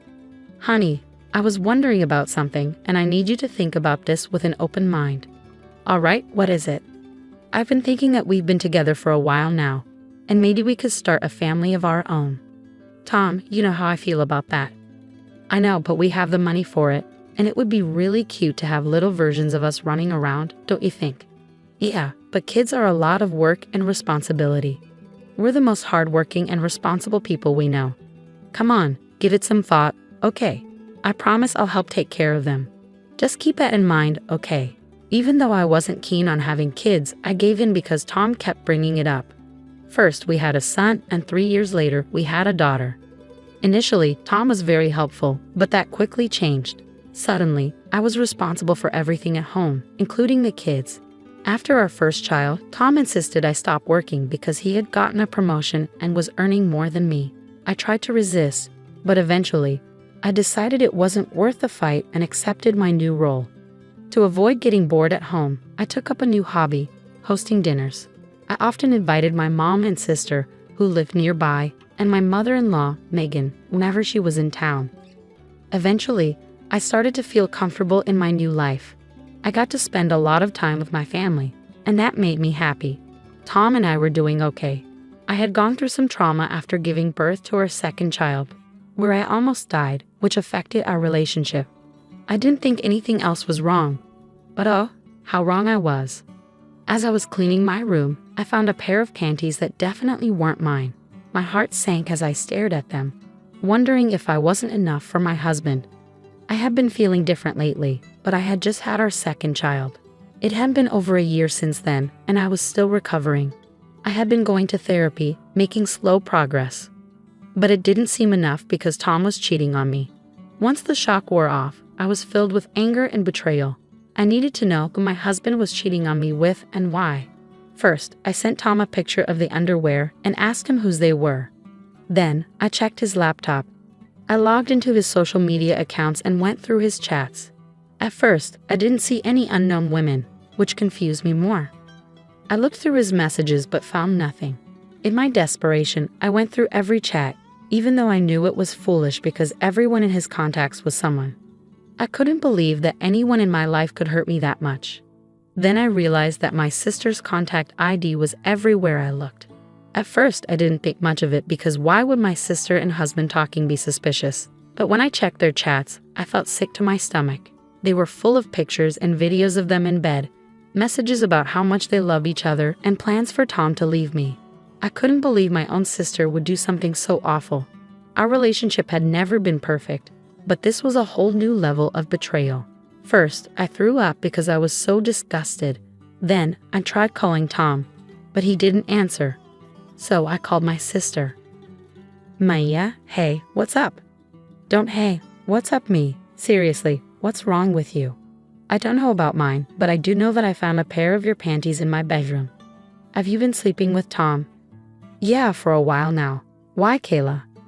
Seriously, you thought it was okay to sleep with my husband because you thought I was boring. And being my sister didn't even stop you? Look, I thought I was helping you out. I was keeping Tom busy so you could focus on the kids. Are you serious? That's the dumbest thing I've ever heard. Look, we didn't mean for it to go this far, okay? I only did it because he kept hitting on me, and he's a nice guy, Kayla. But he was my husband. Why would you help tear our family apart? I just want what's best for Tom, okay? If I'm the best for him, then so be it. You're disgusting. I hung up, unable to believe her nerve. I just lay in bed and cried. I never thought my life would come to this. Eventually, my youngest woke up crying, so I tended to her. I felt empty as I went through the motions of the day. I couldn't let my kids know something was wrong. They didn't need that worry. I picked up my older child from school, made dinner, and when they asked where their dad was, I lied and said he was working late. At some point, my anger turned into worry. It was almost 11 o'clock at night, and Tom still wasn't home. I tried calling him multiple times, but he didn't answer. I even tried calling my sister to see if he was there, but she didn't pick up either. Exhausted from the day, I went to bed, hoping it was all just a bad dream. The next morning, I woke up feeling like something was wrong. I looked around and realized Tom's things were gone from the room. I checked the cupboards and drawers, and most of his stuff was gone from the house too. He had left while I was asleep, without saying a word. I couldn't believe it. He just left me without even trying to talk. I didn't know what to do. All I could think about was taking care of my kids first. Then, I'd figure out everything else. I woke up, got the kids ready, dropped off the oldest at school, and then took the youngest to my mom's place. She could tell something was off because I was distant. All I could think about was how I'd managed to raise 2 kids alone. Whenever I came back to reality, I remember I had to tell my mom about my sister and husband. Eventually, she couldn't wait any longer and asked what was wrong. Okay, I've had enough of your silence. What's going on? I don't know how to say this. Why don't you start from the beginning? Well, I found out that Tom has been cheating on me. What? How do you know?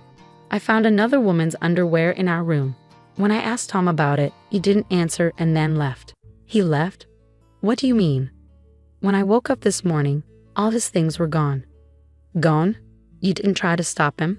I didn't even realize when he came back. I fell asleep around midnight, and when I woke up, all his stuff was gone. Oh my God, my poor girl, I'm so sorry this happened. Yeah, it gets worse. Oh no, what happened? Do you know who Tom cheated on you with? You mean you know who he cheated with? Yeah, I snooped through his things to find out. I wouldn't have tolerated this under normal circumstances, but this is different. So, who is it? Maya. Excuse me? What? Are you serious? Yeah, my husband has been cheating on me with my own sister. I called her to ask about it, and she was so casual about it. She said they were in love, and she believed she was the best for him, so she was going to keep being with him. Oh my God, what has Maya done? I don't even know how I'm going to survive. I have 2 kids to raise and I need to find a job too. Look, why don't you just get some rest while I try to process this? I'll be here to help you, okay? Yeah, okay, thanks Mom. I had become numb to everything that had happened, so telling my mom wasn't as hard as I thought. I ended up sleeping while my mom took care of my youngest. When I woke up, I heard my baby crying and my mom yelling. I rushed out and saw my mom on the phone looking angry. She hung up and seemed surprised to see me. She apologized for the noise but didn't say more. I knew she had been giving Maya a piece of her mind. Over the next few days, Mom stayed with us. It was easier having one person move and then three. Maya kept trying to contact our mom, but she asked me to block Maya. It was comforting to have someone understand my feelings when I felt so alone. I found out through mutual friends that Tom and Maya got married. They reached out to me, concerned and confused. I had to explain everything, which was humiliating, but they were supportive. They all blocked Tom and Maya and refused to associate with them. But I found out they got married the day after Tom left us. It hurt to know, but I shouldn't have expected anything different from them. When I told my mom, she was furious. You should know, my mom is usually calm, so seeing her so angry with my sister was surprising. It was great to have her financial support. She wasn't obligated to help, but she did her best for us. She even helped me get job interviews because I wanted to contribute now that Tom wasn't there to stop me. Taking care of the kids was manageable, but when they asked about Tom, I had to hold back tears. Still, we got through it. A week later, I got a letter from Tom. I didn't want anything to do with it. I figured it was some apology, but I was done with him. A week was too long to try to fix things, especially after he ran away from his family. So I did the next best thing I could think of. I burned the letter. But afterward, I couldn't help but be curious about what it said. Sometimes I wished I had read it before burning it, but then I reminded myself that nothing he could have said would change how I felt about him and what he did. The next day, my mom and I took the kids to the fair. We had a blast, and it was nice to be in a lively place after everything. I finally got to have fun and laugh, which felt great after such a tough time. That night, my mom and I relaxed with a bottle of wine, and I told her about the letter. So something came in the mail for me last night. Oh, what was it? It was a letter from Tom. What? What did it say? I don't know. What do you mean? You opened it, right? No, I didn't want to deal with anything he had to say, so I burned it. You burned it? Kayla, what if they were official divorce papers? The envelope didn't look legal at all. I'm sure it wasn't that. Well, if you're sure. What do you think was in it? I don't know. Maybe a weak apology or a request for his stuff back. I wouldn't be surprised. But how are you feeling about all of this now? Well, today was a good day. It's tough, especially when the kids keep asking where their dad is. What do I even tell them? It's slowly getting better, but only a little. As long as it's improving. I'm always here for you, and just so you know, I'm planning to cut ties with your sister. Everything I have will go to you and the kids. Oh, Mom, that means a lot. But are you sure? Maya is still your daughter. I know you and Maya had your differences, but what she did is unforgivable. I raised both of you better than this, and Maya clearly didn't care. So she's no longer my daughter. I would have been upset if Mom changed her mind easily, but I knew Maya was still her child. I couldn't imagine how hard it must have been for Mom to make that decision, because I could never do that to my kids. It made me even more grateful to have someone so supportive. Another 3 days passed, and I heard a knock on the door. It was strange because I wasn't expecting anyone, and besides my mom, who was at work, no one ever visited. I opened the door cautiously and saw 2 men in black suits. I only opened the door a little and asked who they were. They said they were lawyers and had something for me. They handed me a note and then a check. It was made out to me, and it was for $750,000. My jaw dropped when I saw the amount. I tried to tell them there must be a mistake, but they said there wasn't and urged me to read the note. The note began with, "Thank you for saving me." As I read on, I realized the money was from my mother-in-law, Megan. She explained that she had visited us 3 days ago, but no one was home. She called Tom, who tried to make it seem like he couldn't get in, but I had changed the locks after he left. Megan sensed something was wrong with Tom's behavior and pressed him until he confessed everything. She was disgusted by his actions. Megan felt sorry for what I had gone through and decided to leave all her inheritance to me and her grandkids. She thanked me for preventing her from making a mistake and for not trusting her son with her assets. That's what the check was for. The lawyers then told me that Megan had been terminally ill and had passed away just the day before. She wanted me to have the money right after her death to ensure her daughter-in-law and grandkids were well taken care of. Tears filled my eyes at Megan's kindness and loss. She was truly remarkable, always standing up for what was right. It was one of the reasons Tom had always been afraid of her. Yet I found her comforting. She stayed true to her word and supported me until her last breath. A few days later, Tom called. I already knew what he was going to say, but I decided to hear him out. What did you do? What do you mean? You know exactly what I mean, Tom. You'll have to be more specific. What are you talking about? Why weren't you home that day? I specifically asked you to be. I sent you a letter asking you to pretend everything was normal while my mom visited. Oh, is that what the letter said? You didn't read it. No, I burned it. You betrayed me. My mother was going to help me with the inheritance, but you took it all because you're selfish. That's ironic coming from you. You abandoned your family and only cared about contacting me when it involved your inheritance. Love can't be forced. I did what was best for me, and your mother did what was best for us. Don't ever try to contact me or the kids again. Goodbye. After that, things moved quickly. I filed for divorce, and I was granted full custody of the kids. Tom tried to fight for the inheritance, but Megan had made it clear that I was the one to receive it, so he didn't succeed. Tom and Maya tried to pressure me into giving them some of the money, but I stood my ground and refused. Life has become easier since we got the money. I put a portion aside for my kids' college and invested the rest. My mom could retire, and I started working.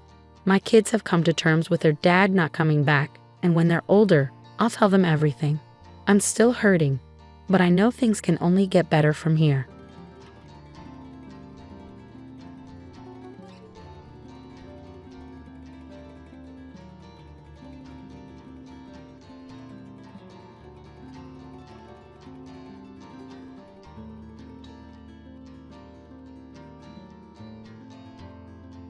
That's why I requested you to settle the debt. The burden my husband suddenly imposed on me, vanishing without a trace. No matter how persistently I tried to reach him, there was absolute silence. Now, I'm left wondering what to do, facing an insurmountable debt. Fortunately, in my moments of despair, there was someone by my side offering encouragement. My dear daughter. Mom, cheer up, echoed the soothing voice of my beloved daughter. My name is Kate, 35 years old, juggling part-time work and homemaking. My husband, Rogan, and I, along with our daughter, make up our family of 3. I met Rogan at a mixer, a casual event I attended just to fill the numbers. Despite my nervousness, Rogan took the initiative to strike up a conversation, effortlessly lightening the atmosphere. Before long, we connected and decided to exchange contact information. As our communication deepened, a special bond blossomed between us. Unexpectedly, we started dating, a twist I shared with my older sister Talia after our first date. To my surprise, Talia burst into laughter, commenting, "I never thought you'd choose a boyfriend from a mixer." She assumed I'd find someone through work. Talia, enjoying her single life, didn't seem eager for a relationship. Fast forward a few years and Rogan and I got married. Talia congratulated us on our new life together. Our early days of marriage were filled with joy. Rogan's proposal and our move to a new apartment marked the beginning of our life as a married couple. Although our different work hours meant we seldom returned home together, we cherished the time spent dining, sleeping, and enjoying our days off together. This routine brought a new joy to our lives, and a few months later, we were blessed with the birth of our adorable daughter, Rhea. The emotional impact of Rhea's birth was profound, and I felt like I had found true happiness. Our families showered us with congratulatory gifts, celebrating this new addition. I resigned from my job to dedicate myself fully to my family and Rogan, always considerate, helped with housework and childcare. However, a few years later, regret began to seep into my heart. Rogan, after resigning from his job due to issues with a new superior, failed to communicate this significant decision to me beforehand. While I empathized with the challenges he faced at work, the abruptness of his resignation left me concerned, especially since our family relied on his income.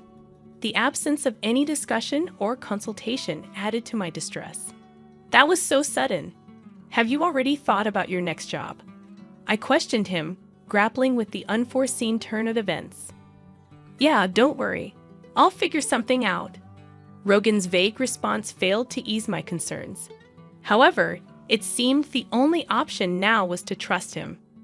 Fortunately, Rogan quickly secured a new job, a relief for both of us. I also considered working, but since Ria is still young, I want to be there for her at home. Is everything okay at the new workplace? Have you settled in? I inquired, attempting to gauge his well-being. Yeah, somehow. Did something happen? Are you not getting along with your boss or colleagues? I persisted. I told you I'm fine. Don't worry too much. Look, I'll take care of Ria, so you go and take a bath. Really, thank you, he responded. Though he seemed different than usual, I refrained from prying further and handed Ria to him before heading to the bath. A few days later, Rogan returned home looking dejected. As I tried to inquire about what had happened, memories of his abrupt resignation flashed through my mind. Did he quit his job again within such a short period? I quit my job. I just couldn't get along with the people there. I couldn't stand being constantly directed by someone much younger than me. I just couldn't bear it anymore, he explained. I see, but we'll get through this. We'll find another job. I'll help in any way I can. Suddenly, Rogan's expression changed, and he raised his voice at me. Hey, what's with that look? You don't like that I quit? You're able to eat because I work. You just stay at home and you're acting all high and mighty. After throwing his bag onto the living room table, he continued, Shut up. Just be quiet. Unable to contain his anger, Rogan grabbed a whiskey from the fridge and downed it in one gulp. I had never seen him this angry before. I felt terrified at that moment. Despite my gratitude towards him and efforts to be supportive, an extremely angry Rogan shouted at me for a while, then slumped down on the sofa looking grumpy. I was so shocked that all I could do was accept his words, and this incident created a rift in our relationship.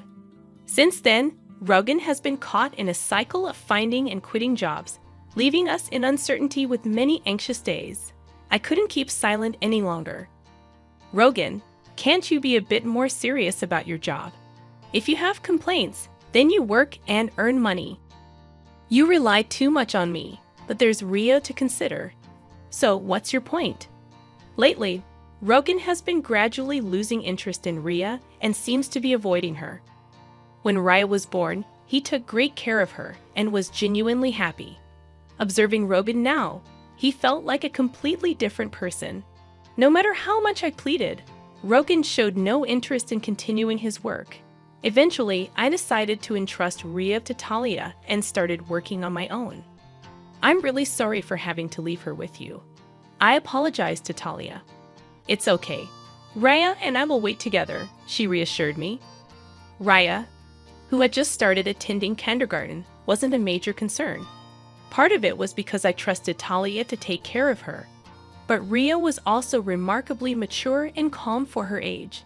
She showed interest in newspapers, read them on her own, and could even write long and somewhat complex sentences. Rhea had a quiet disposition and was exceptionally composed for her age.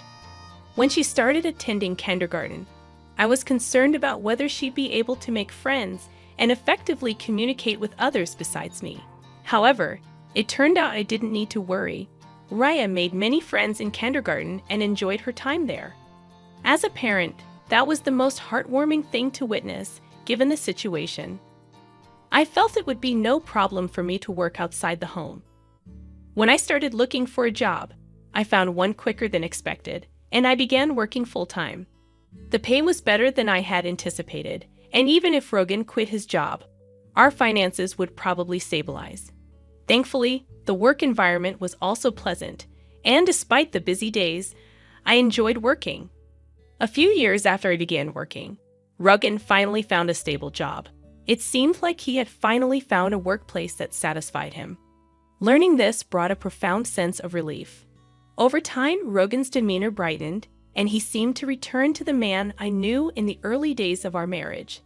He became considerate of the challenges I faced juggling work and family, often asking, Has it been tough? Aren't you tired? I was a bit taken aback by this transformation. Perhaps job stability had given Rogan peace of mind. Rhea was growing up healthily, and Rogan started acting like a caring father to her once again. Seeing Rhea play joyfully with Rogan always warmed my heart.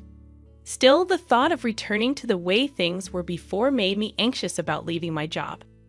Therefore, I continued to rely on Talia for childcare. How's Rhea? Is she looking well? I would ask Talia.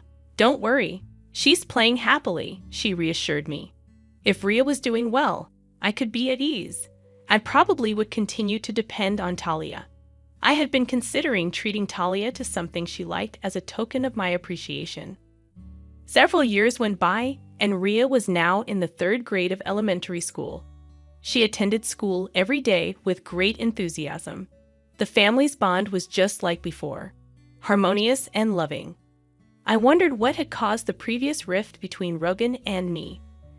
Our home life felt so stable, almost as if the past problems had been forgotten. Then, one day, Rogan made a suggestion. Ever think about getting a new car? I was taken aback. A new car? Yeah, our current car is good, but I think it's reaching the end of its life. If it's becoming a hassle to maintain, indeed the car we were using had been purchased quite a while ago. Over the years, issues increased, and the repair costs started to pile up. You might be right. Maybe we should consider a new car. Yes, I knew you'd agree. By the way, I've already got some catalogs pulled ready. Thanks. I didn't expect him to be this eager about replacing the car. I was a bit surprised, but we started looking through the catalogs together. Rhea, come here. Which car do you want to ride in? Let's decide together, he called Rhea over, and the 3 of us enjoyed flipping through the car catalogs together. However, I couldn't have imagined that this day would mark the beginning of an unexpected turn of events. A few months later, the new car that the 3 of us chose was delivered. The car we bought was a brand new model costing over $155,000. The loan was under my name. Generally, people would expect Rogan's name on the loan, but considering his unstable work history, we were concerned about being rejected. I was determined to work even harder from now on and pay off the loan. I was sure Rogan felt the same way, that's what I believed. But my hopes were shattered in an instant. Rogan stopped coming home. He disappeared along with the newly purchased car. Could it be that Rogan got involved in some kind of trouble? What should I do? At that moment, my cell phone rang. The call was from Rogan. Hello, Rogan. Where are you? What are you doing? Out of concern, my voice raised unintentionally. Hey, calm down. But you disappeared all of a sudden, and the new car is gone. What happened? Did you get caught up in some trouble? I tried to convey how I had worried every day until then, but Rogan laughed at my concerns and said something unbelievable. Actually, I found a new lover. She's more important to me than you. What? What do you mean? Let me be clear. I've fallen in love with someone else. I've already taken care of the divorce notice. I'd appreciate it if you stopped getting involved. Wait, divorce? I can't believe this. I was shocked by the mention of a divorce notice. However, I remembered a discussion we had during a big fight a while ago. Submitting the application to the court means that both parties agree to the divorce. I deeply regretted letting my emotions take control at that time. Oh, by the way, I have a debt. I'm counting on you to repay it. What? How much debt are we talking about? I think $200,000, give or take. I'm leaving all the repayments to you. With those words, Rogan abruptly hung up the phone. I never thought something like this would happen to me. Were all of his kind smiles in the past just lies? As these thoughts crossed my mind, I could feel the strength drain from my body. Mom, what happened? As I slumped to the floor, Rhea rushed over, looking concerned. It's okay, honey. Thank you. I tried to put on a brave face, but inside, I was filled with anxiety. How will I manage our life now with such a massive debt looming over us? The thought of the $200,000 made me feel suffocated. On top of that, there was still the car loan to think about. In a state of panic, I decided to check my bank balance, searching everywhere: closet, drawers, kitchen, bedroom. But my ATM card was nowhere to be found. Frantically, I launched my bank app on my smartphone, and to my horror, the account balance had significantly decreased. I had no memory of withdrawing such an amount, and the only suspect was Rogan. Trying to contact him proved futile, and with my mind going blank, I thought I should focus on earning money. I chose to keep this a secret from Talia and young Riev to avoid unnecessary worry. A few weeks after Rogan disappeared, I lost consciousness at work. Upon waking up, I found myself in a hospital bed, where Talia and Ria revealed they knew about Rogan and my deteriorating health. Ryan had overheard Rogan's phone call, and Talia, surprisingly furious, wanted to locate Rogan to make him repay the debt and medical bills. However, Rogan's whereabouts remained unknown. When I was discharged, I fell down, fearing Talia's reprimand for letting her know. Various tests revealed my poor health was due to cancer, still in the early stages with hope for recovery through surgery. Though the surgery went well, returning to work immediately seemed impossible due to mounting medical bills and no savings. During these challenging times, Talia and Ria became my pillars of support. Talia tried to locate Rogan, and when she discovered he was working in the same building, they hatched a plan to get back the car that was under my name. As we prepared to confront Rogan, Talia stopped me, emphasizing the need for a solid plan. Raya reassured me that everything was set up, and a month later, while at Talia's house, a sudden call from Rogan came in. After ignoring it initially, I gathered my courage and answered. In a frantic voice, Rogan pleaded for help, claiming he was about to be arrested. He shared his location and quickly ended the call. Talia and Ria then revealed the turn of events. They had reported the car as stolen, a move aimed at compelling Rogan to confront the consequences. Filled with gratitude, Ria blushed, and the mystery of their plan became clear. I expressed my gratitude to Talia and Ria and hurried to the park where Rogan was waiting. The specified park was surprisingly close to my home, and when we arrived, we found police officers interrogating Rogan about something. After explaining the situation to the officers and having them leave, Rogan ushered us into his car and began narrating the events that led to this. Inside the car, a confident-looking woman named Lily sat boldly in the passenger seat, staring at us with a cold gaze. Rogan questioned why the police came to him, seemingly unaware of the gravity of the situation. Raya confronted Rogan, asking why he left them behind and why he wouldn't pay back the money himself. Rogan, visibly shaken, remained silent. Ria and Talia continued questioning Rogan about his actions and his relationship with Lily. Talia criticized Rogan's irresponsible behavior, constantly changing jobs, and quick temper. Rogan bowed his head in silence, and Lily, visibly irritated, revealed shocking details. Rogan had borrowed $200,000 in his wife's name for expensive luxury gifts for Lily. Raya questioned Lily about her pregnancy, and Talia noticed an inconsistency in the timeline.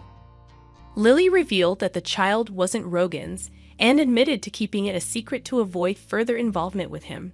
The tension increased, and Talia took charge, threatening to call the police for the criminal acts committed.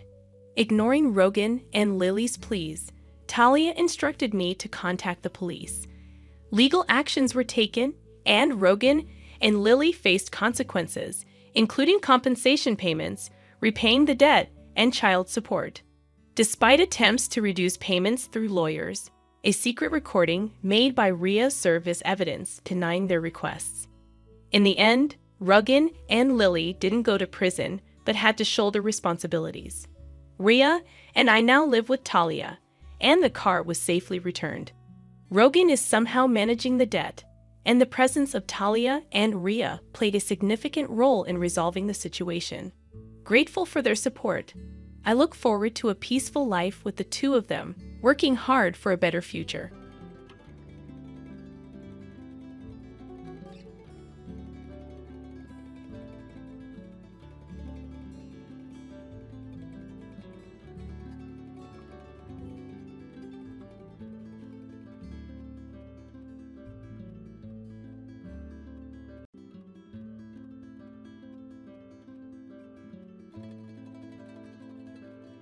I had envisioned a life in this house, just my mother and me, until my husband Todd unexpectedly announced otherwise. The surprise left me in disbelief as he declared, "I'll handle all the monthly expenses, so I need you to leave," firmly raising her voice. I was taken aback and bewildered by their sudden decision. The motives behind their actions only became clearer when my mother-in-law completed the condominium contractor's name change. My name is Summer, and at 34 years old, I lead a busy life. My father, who ran a small-town workshop, bestowed this name upon me due to my birth during the summer season. While it may seem basic, it carries my late father's deep love. His polishing skills were renowned in the industry, and despite tough times, I cherished the moments playing in the workshop as a child. However, the workshop faced financial difficulties, leading to my father's tragic end in the back of the shop during my elementary school years. To shield me, my mother and I left town to start a discreet life elsewhere. Unfortunately, the years of hardship took a toll on my mother's health, and she passed away during my high school years. Despite the despair, I channeled the courage to face life head-on, driven by an inner passion to showcase my father's skills to future generations. Working tirelessly, I managed to graduate high school with scholarship support, juggling numerous part-time jobs to afford daily expenses while studying engineering at the local public university. During my university days, I encountered Todd, a friendly young man who recognized and admired my skills. Unlike many others, he never looked down on me for being a woman, fueling my determination. After graduating, we began living together, sharing our lives. Todd efficiently managed household chores, providing immense support, especially on busy workdays. 6 years later, at 28, I contemplated reviving my father's small-town workshop, with Todd wholeheartedly supporting my dream. As we discussed the possibility of marriage frequently over these 6 years, my lifelong dream seemed poised to become a reality. However, my primary focus was on rebuilding my father's workshop before considering marriage. Todd respected this wish and patiently waited. To raise funds, I opted for crowdfunding, leveraging my position as a female engineer. I incorporated the uniqueness of my story into the advertising campaign, aligning with the societal shift towards increased support for women. Carefully planning and persistently securing funding and the right personnel, after 4 years of effort, I successfully revived the town workshop. Mindful of the financial struggles the old workshop faced, I introduced state-of-the-art equipment and gave the factory a modern and sophisticated design. By establishing facilities and systems conducive to women, I aimed to create a workplace that was both productive and female-friendly. These efforts quickly elevated the workshop's status to top tier within the industry. While some might perceive my success as luck, it was, in fact, the result of numerous challenges and tireless efforts. Todd, my university partner, knew this best. However, Todd's career faced challenges, and while his colleagues progressed, he remained a rank-and-file employee. Growing frustrated, he started expressing his dissatisfaction, saying coldly, "You're really lucky to have succeeded. There must be someone better for you than me, right?" I repeatedly reassured him that my success wouldn't have been possible without his unwavering support. I genuinely believed his involvement in my life and career was indispensable. To express my deep gratitude and love, I proposed marriage. I valued his special presence, pure and warm-hearted sensitivity, bringing happiness to my everyday life. Despite finding great comfort and solace in his presence, I began noticing changes in his heart over the 10 years since we became adults. My hope was to dispel his insecurities through marriage. Upon deciding to marry, we rushed to inform our families. Contrary to my expectations, Todd's family home was an old, decaying wooden house that raised concerns about its stability. When Todd's mother first saw me, she remarked, "You're the daughter of the wealthy business owner they often talk about," reflecting my past fundraising and media exposure. In the pursuit of success, I had emphasized the importance of first impressions, but the reality of Todd's family background differed from my expectations. I dedicated considerable time and effort to my attire and appearance, aiming for a suitable impression. However, from my mother-in-law's perspective, my outfit might have appeared flashy and excessive. She started speaking in a sarcastic tone, implying that I owed my appearance to Todd's assistance. Despite feeling grateful, I sensed tension as I entered their quite old house. Todd seemed to have something on his mind, but remained silent. His father, in tattered clothes and with a restless demeanor, reflected the atmosphere of the home. Apologizing for the state of their house, he acknowledged its issues and conveyed that it might differ from the appearance of a wealthy household. Trying to calm myself, I internally took several deep breaths. Each time I made a casual remark, Todd's parents responded with comments about how rich people have different ways of thinking and values than common people like us, making genuine conversation difficult. Back at home, I asked Todd about his parents' views on wealth, and he shared surprising facts. Since childhood, he was taught that fancy apartment buildings were probably built on wrongdoing, and wealthy people engaged in shady dealings. They were believed to lack understanding of others' feelings or hardships, and Todd was advised to avoid befriending children from wealthy families. Although I hadn't grown up in a wealthy family myself, I found it intriguing to understand the roots of his parents' strong feelings. Even afterward, Todd's parents disapproved of our relationship. His mother often expressed concern about me making him do too much, while his father advised him not to let married life be completely dominated by his wife. These sentiments seemed to contribute to Todd's declining self-esteem. Behind my successful career was a desire to fulfill my late father's dream, not a wish to look down on others or use them. Despite Todd previously discussing this with his parents, my social success left a lasting impression on them. Attempting to improve our relationship, I communicated and tried to understand them multiple times. However, no matter how much goodwill I showed, Todd's father approached me with bias, saying, "This is how rich people think." Their reactions gradually closed off my heart. Meanwhile, as Todd visited his family more frequently due to his father's deteriorating health, we started distancing ourselves, even though we were married and living together. About 2 years later, he suddenly announced that he had decided to quit his job because he was too busy with things at home. I was infuriated that Todd made such a significant decision without discussing it with me first. At that point, our relationship had deteriorated into a mere formality, lacking meaningful and sincere communication. He claimed to be busy with housework, but in reality, he frequently visited casinos and racetracks. When I confronted him about his actions, Todd dismissively suggested hiring a professional housekeeper, stating that he wasn't my servant, and we had enough money to cover the expense. His words left me deeply shocked and at a loss for a response. Around that time, Todd's father's health worsened, and he passed away. 2 months after receiving this news, my mother-in-law and Todd visited my house, and he unexpectedly declared, "I plan to live in this house with my mother, just the two of us." Taken aback by this sudden statement, I stood there speechless. Todd went on to say, "I will pay the monthly rent, so I want you to leave." Shocked by this demand, I could only ask, "Wait a minute, are you really able to pay the rent, Todd?" Instead of a reasonable response, my mother-in-law yelled at me, expressing her anger and stating that she couldn't forgive me for belittling them. Todd, dissatisfied, sighed deeply, proclaiming that he wouldn't tolerate being bossed around anymore and intended to live life on his terms.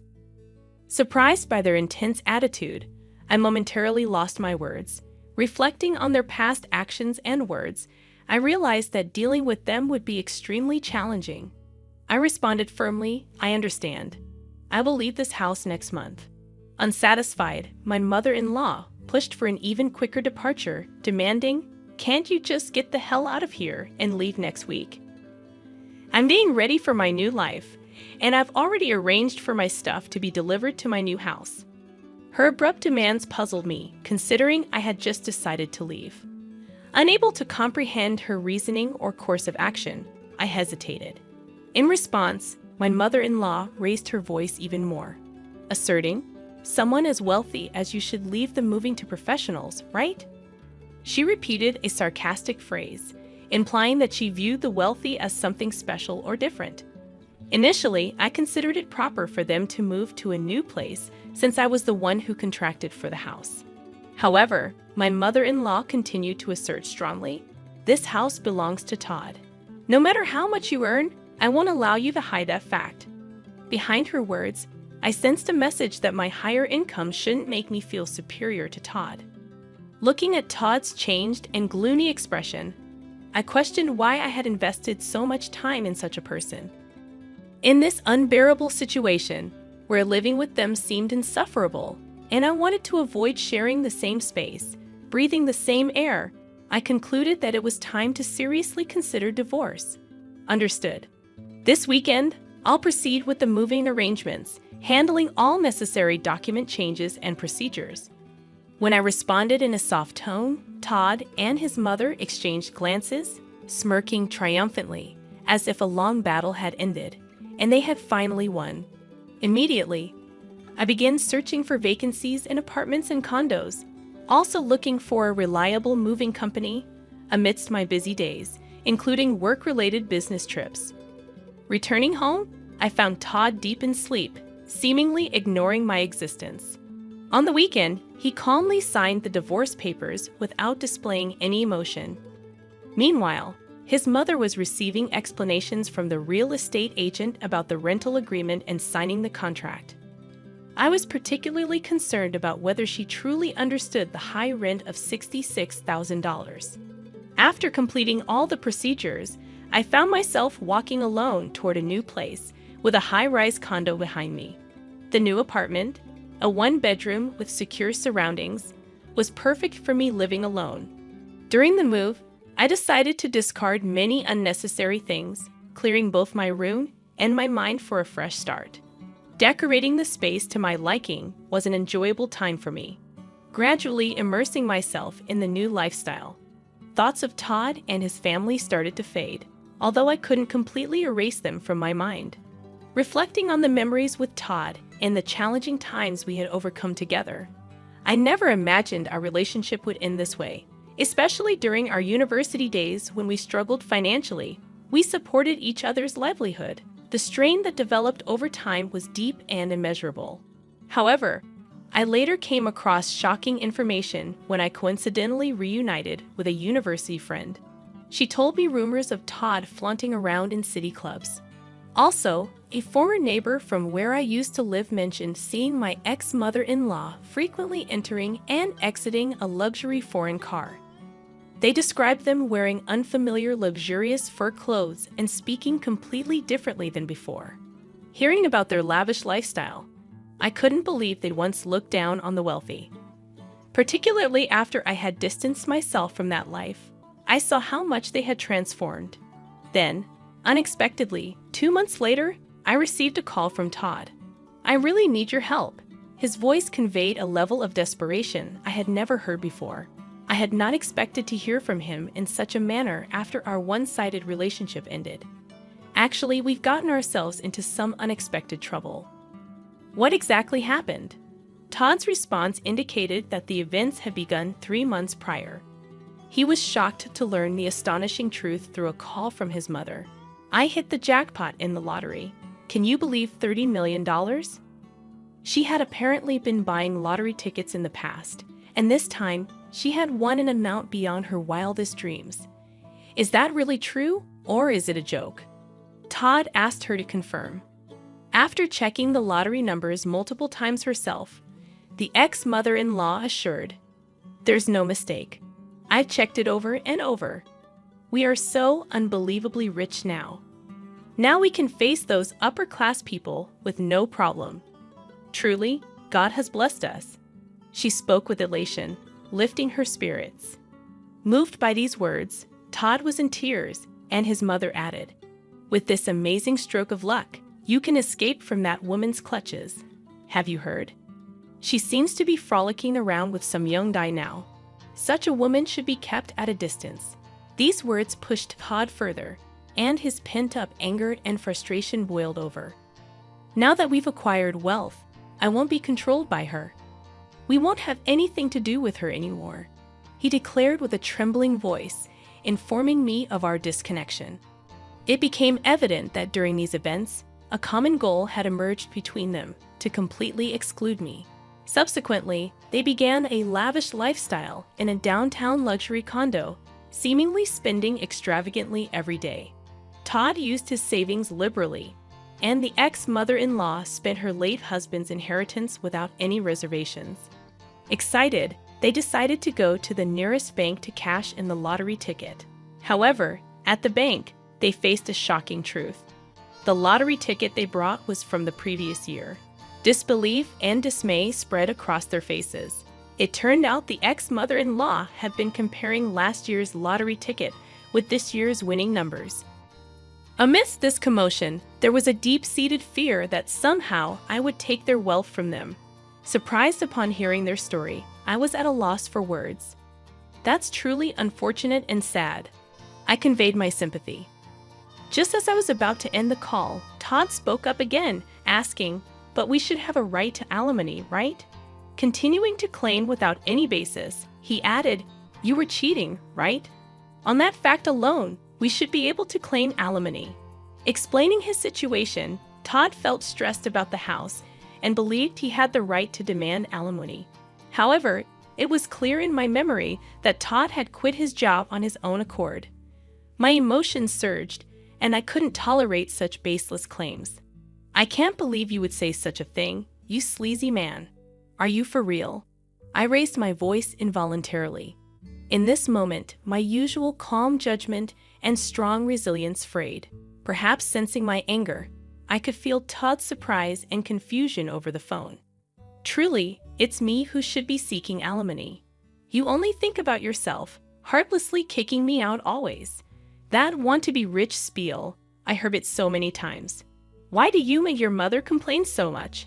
I can't tolerate this attitude of just being jealous without making any effort." I continued with an emotional outburst. After my emotional outburst, there was a moment of silence. Then, I felt a sense of clarity and hung up the phone. Their mistake with the lottery ticket astounded me, but now it was none of my business. Whatever fate they met was irrelevant to me. Days later, as I walked in front of my factory, I saw my ex-mother-in-law in a visibly deplorable state. She appeared before me and began to prostrate. "Please help me. We can't afford to return the $66,000. Please come back and be a part of our family again." That should have been clearly written in the documents. Why didn't he check them thoroughly? Didn't you understand how serious it all was? "And about that lottery ticket," I murmured slowly, choosing my words carefully. "Will you truly abandon a mother and child struck by such misfortune?" After a pause, I shook my head calmly and said, "I believe that luck, in many cases, is something you forge for yourself despite hardships. I have strived to carve out my own destiny. How much of that mindset did you have?" My words left her with a surprised and somewhat regretful expression. Struggling to find a response, I walked past her and started walking in the direction of the building. After a short walk, I turned around to find my former mother-in-law still standing there. But I never looked back again and kept walking, focused on the path ahead. As expected, Todd and his mother were eventually evicted from the luxury condo. They chose an old wooden shack as their new dwelling, having spent all their savings. Now, they spend their days working various part-time jobs to support themselves and save for the future. Over the following years, I dedicated myself to my work, and my factory grew far beyond its original small-town scale. I secured funds to purchase a larger plot of land nearby and established a new state-of-the-art factory there. This newly built facility was designed with the comfort of the entire family in mind, complete with maternity leave and childcare facilities for employees. Although my parents were not able to witness this success in person, every time I see a smiling couple with their children visiting the factory, I remember myself as a child and feel a deep sense of relief and happiness at the sight of them.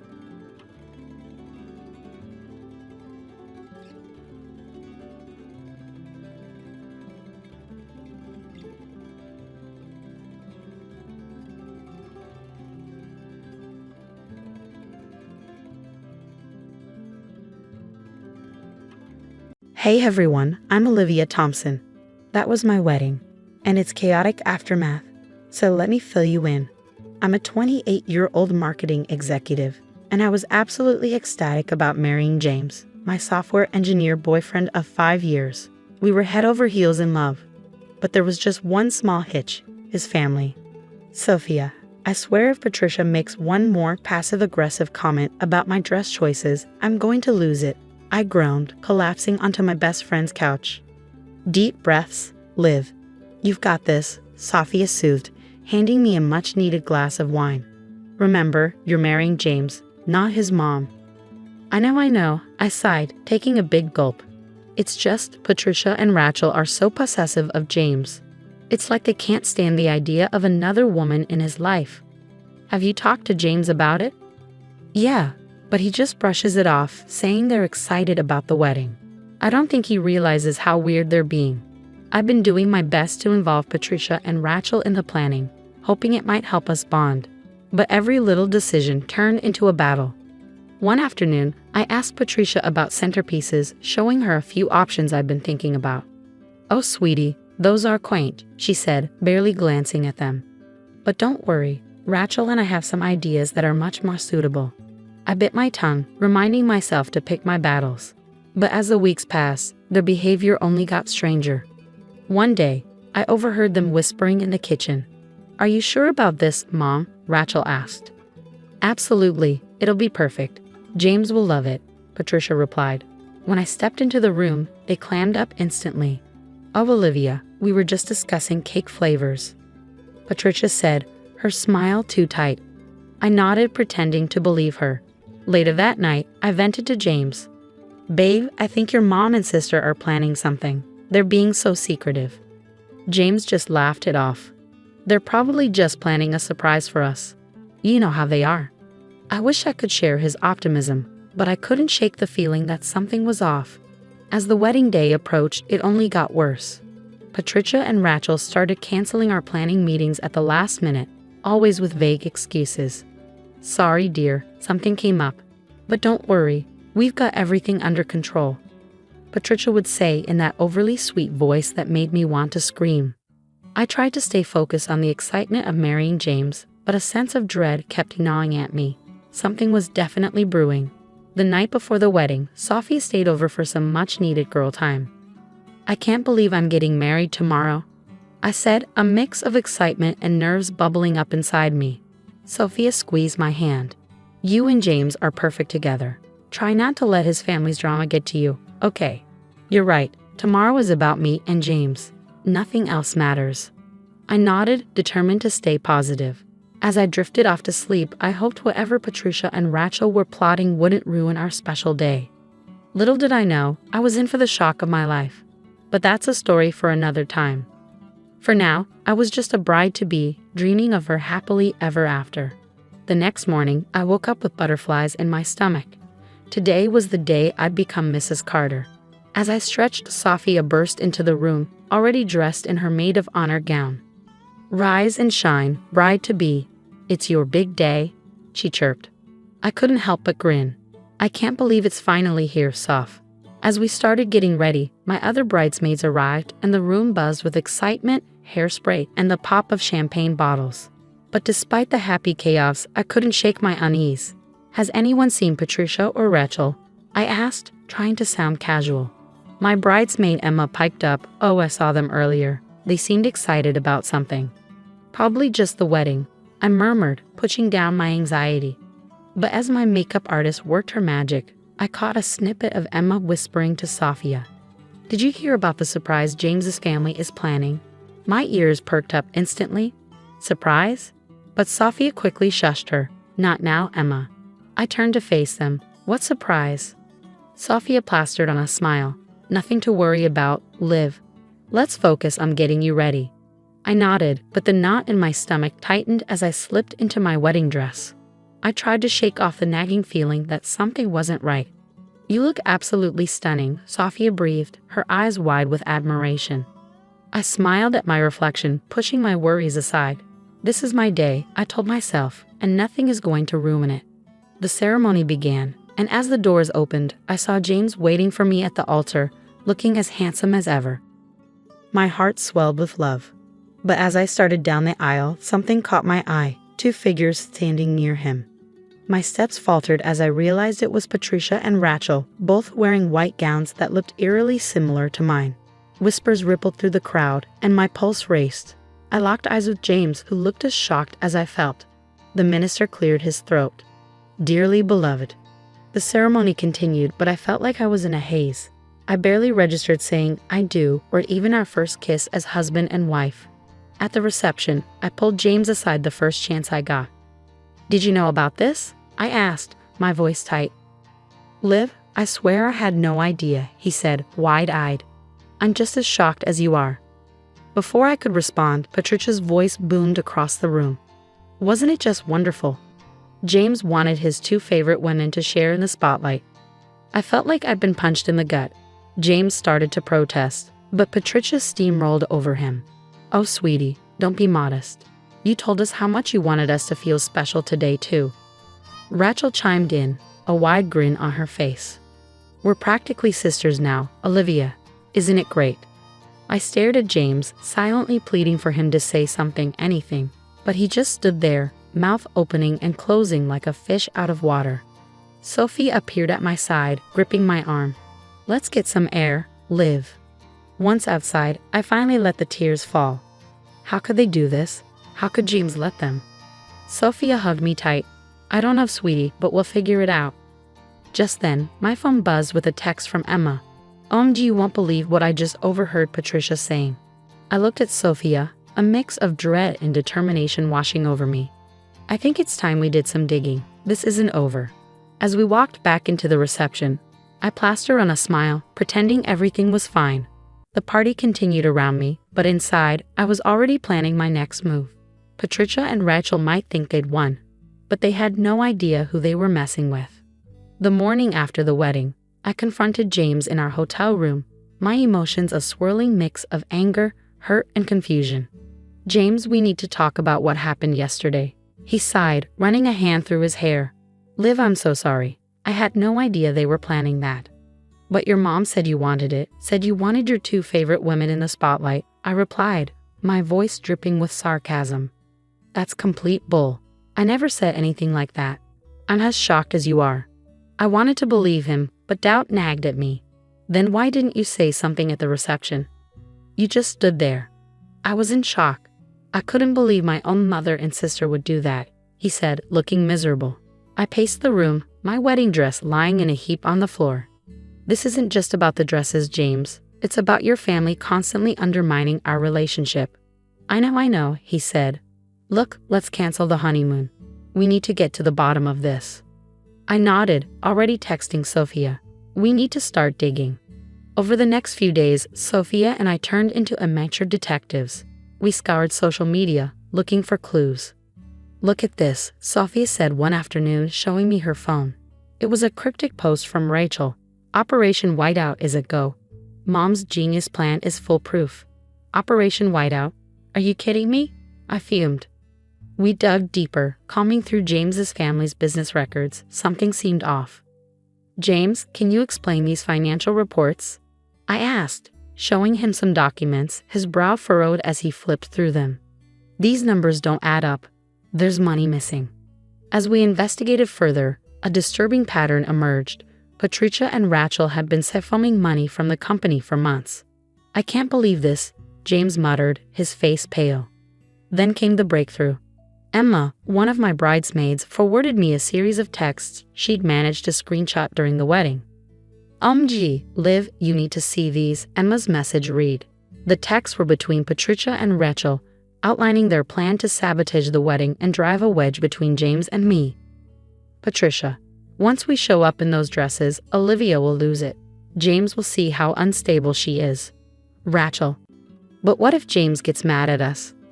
Patricia: "He'll get over it. Work is real, family. That girl is just a phase." I showed James the messages, my hands shaking. "Your mom called me a phase, James." He looked like he might be sick. "I can't believe they do this, all of this." We sat in stunned silence for a moment before I spoke again. "We need a plan. We can't let them get away with this." James nodded, a determined look in his eyes. You're right. We need to be smart about this. If they've been embezzling, we need solid proof, I said, pacing the room. James nodded in agreement. We should hire a forensic accountant. They can trace the missing money. I grabbed my phone and called Sophia, putting her on speaker. Soph, we need your help. It's time to set a trap. Over the next hour, we pieced together a plan. We'd confront Patricia and Rachel, but not before gathering irrefutable evidence of their schemes. We need to get them to admit to sabotaging the wedding. On record, I said, feeling a mix of anger and determination. James reached for my hand. Whatever happens, we're in this together, right? I squeezed his hand back. Absolutely, they messed with the wrong couple. As night fell, we finalized every detail. Tomorrow, we'd start gathering the evidence. Patricia and Rachel were about to learn that their actions had consequences, and I was ready to fight for my marriage no matter what it took. The day of the confrontation arrived, and my stomach churned with anxiety. James and I walked into his family's home, a folder full of evidence tucked under my arm. Mom, Rachel, we need to talk, James said, his voice steady but firm. Patricia flashed a sweet smile. Of course, darling. What's this about? I laid the financial records on the coffee table. Let's start with the missing money from the company. Rachel's face turned pale, but Patricia scoffed. I don't know what you're talking about. Without a word, James pulled out his phone and hit play, letting the recording of their conversation about sabotaging the wedding echo through the room. Patricia's eyes widened in shock. You little sneak. She spat at me, her tone venomous. James, are you really going to let her treat your mother this way? James didn't waver. No, Mom, this ends now. We know everything. Suddenly, Rachel broke down, tears streaming down her face. It was all Mom's idea. She made me do it. Patricia gasped in disbelief. Rachel, how dare you?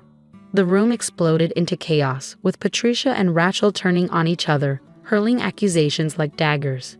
James and I stood there, watching in disbelief as years of manipulation unraveled before our eyes. Finally, James spoke, his voice thick with emotion. I can't do this anymore. You're both out of my life.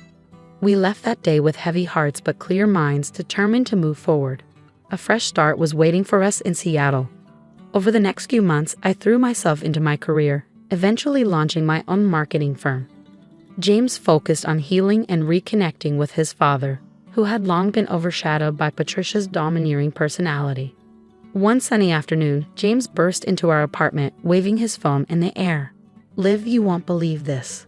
He showed me the news. The family business had collapsed due to the embezzlement scandal, and Patricia and Rachel were facing serious legal consequences. I hugged James tightly. Are you okay? He nodded, a mix of relief and sadness in his eyes. Yeah, I think I am. As our first anniversary approached, we decided to renew our vows. The wedding we should have had from the start. Surrounded by true friends and supportive family, we stood under a floral arch in our backyard. I gazed into James's eyes, feeling overwhelmed by how far we'd come. This past year has been a roller coaster, but I wouldn't change a thing. It showed us how strong we are together. James squeezed my hands, smiling warmly. I love you, Liv. Thank you for fighting for us. Later, as we danced under the stars, I spotted Sophia chatting with James's dad. She gave me a thumbs up, and I couldn't help but smile. We'd been through hell, but we had come out stronger. Resting my head on James's shoulder, I knew that whatever life threw at us next, we'd face it together, free of toxicity, stronger than ever. The story of Olivia and James has come to an end, but now I want to ask you, if you were in Olivia's shoes, would you have forgiven Patricia and Rachel, or do you agree with the decision to cut ties completely? Have you ever had to choose between forgiveness and protecting yourself from toxic family members? Share your thoughts in the comments below. Your experiences and opinions could help others facing similar situations. If you enjoyed this story and want to hear more like it, don't forget to hit the like button and subscribe to our channel. Your support helps us continue sharing these compelling stories of triumph over adversity. Thanks for watching, and we'll see you in the next video.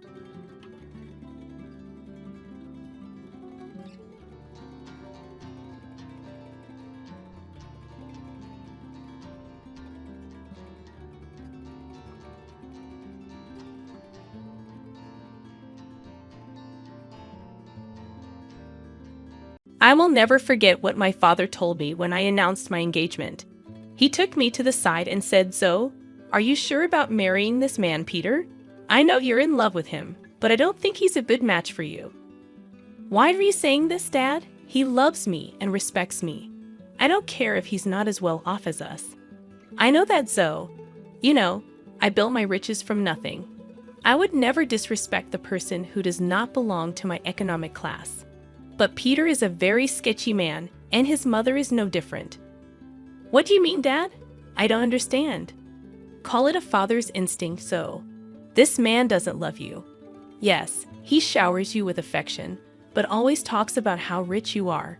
I heard him flexing to his friends that he bagged the rich brat. Julia just laughed with him and agreed. You must be mistaken, Dad. Peter would never say those things about me. Julia also loves me a lot. I'm sure she would scold Peter if he tried to joke like that. Sometimes I wish I had listened to my father. He didn't know what he was talking about. I was a stupid girl in love. My mother passed away 2 years before I got married. My dad was sick and wasn't long for this world. I was desperate to hold on to something that would give me the will to live. Peter and Julia became those people. My dad was a rich man. He made a series of good investments that made him very financially well off. I worked hard at my job and got a moderate salary as well.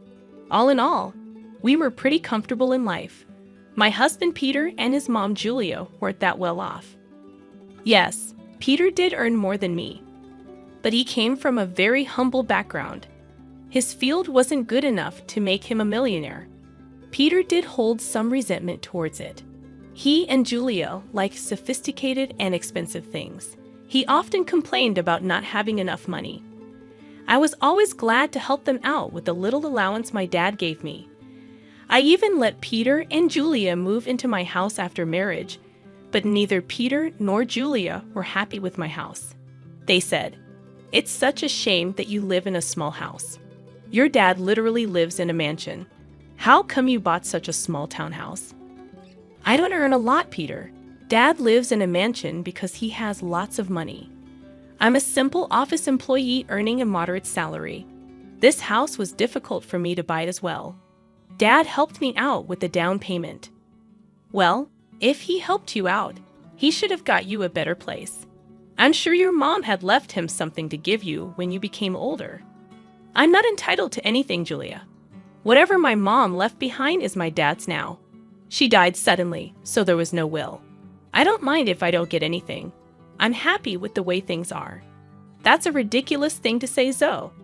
I sure would have loved to inherit a lot of money. You know what? Your dad should trade houses with us. He lives alone, so he doesn't need the space anyway, right, Mom? Yeah, Peter's right, Zoe. You can ask. Absolutely not. That house is my dad's, and he deserves to live comfortably as long as he is alive. Well, he will be alive for long now that he's sick. We can wait and compromise for a few years and see what happens. Ultimately, everything will be yours after your dad dies. You will have plenty of money to buy a big house and more. The way Julia and Peter were already making plans to spend my inheritance was super disturbing. It also didn't help that they regularly asked me to ask my dad for more money. It's not like we were hurting for cash. Peter and Julia simply wanted the millionaire life, even if they weren't one. Honestly, I was getting tired of their behavior. However, the real drama happened after my father passed away. My dad's cancer took him away from me. Pretty soon, I was devastated but got little support from Peter or Julia. They were only concerned about the date of the will reading and didn't even help with the funeral. Hell, they refused to attend the funeral because my dad was no one to them. I was heartbroken and furious at that point. My dad's words kept coming back to me. I was getting suspicious of them and started to have doubts about their intentions. I was afraid that they were really after my inheritance money. They were not allowed to be in the reading of the will. Peter and Julia said, "Why the hell are we not allowed to read the will? This is ridiculous. Lawrence was my own father-in-law." Yes, this is ridiculous. We are family and should be present for this event. We have the right to know what Lawrence left in the will. At least my son should be allowed to be there. Your son is not in the will, Julia, so he cannot read the will. Why are you two so obsessed with inheritance? You didn't even come to the funeral. It was funny how my dad was suddenly family when it came to getting an inheritance. I was pretty annoyed at Julia and Peter. What was worse was that they started to hound me as soon as I got back from reading the will. They were not allowed to see the will. I had a hard time dealing with the grief of losing my father, but I got no words of support or sympathy from them. They simply wanted to know about my inheritance. Julia asked me, "So we have been wondering about something for a while now. How much inheritance did you receive from your parents? You must have got a lot of money. How much money did you get?" My parents unfortunately didn't leave me any money in my inheritance, so I received 0. What? You didn't get any money? But your parents were rich. They should have left you something. I don't believe that you didn't get any money. I'm sure you are lying to us all. There is no way your parents didn't leave you a single penny. No, Peter. There was no money in my inheritance. The will didn't even mention me getting any kind of money. You can check my bank balance in a few days and find out.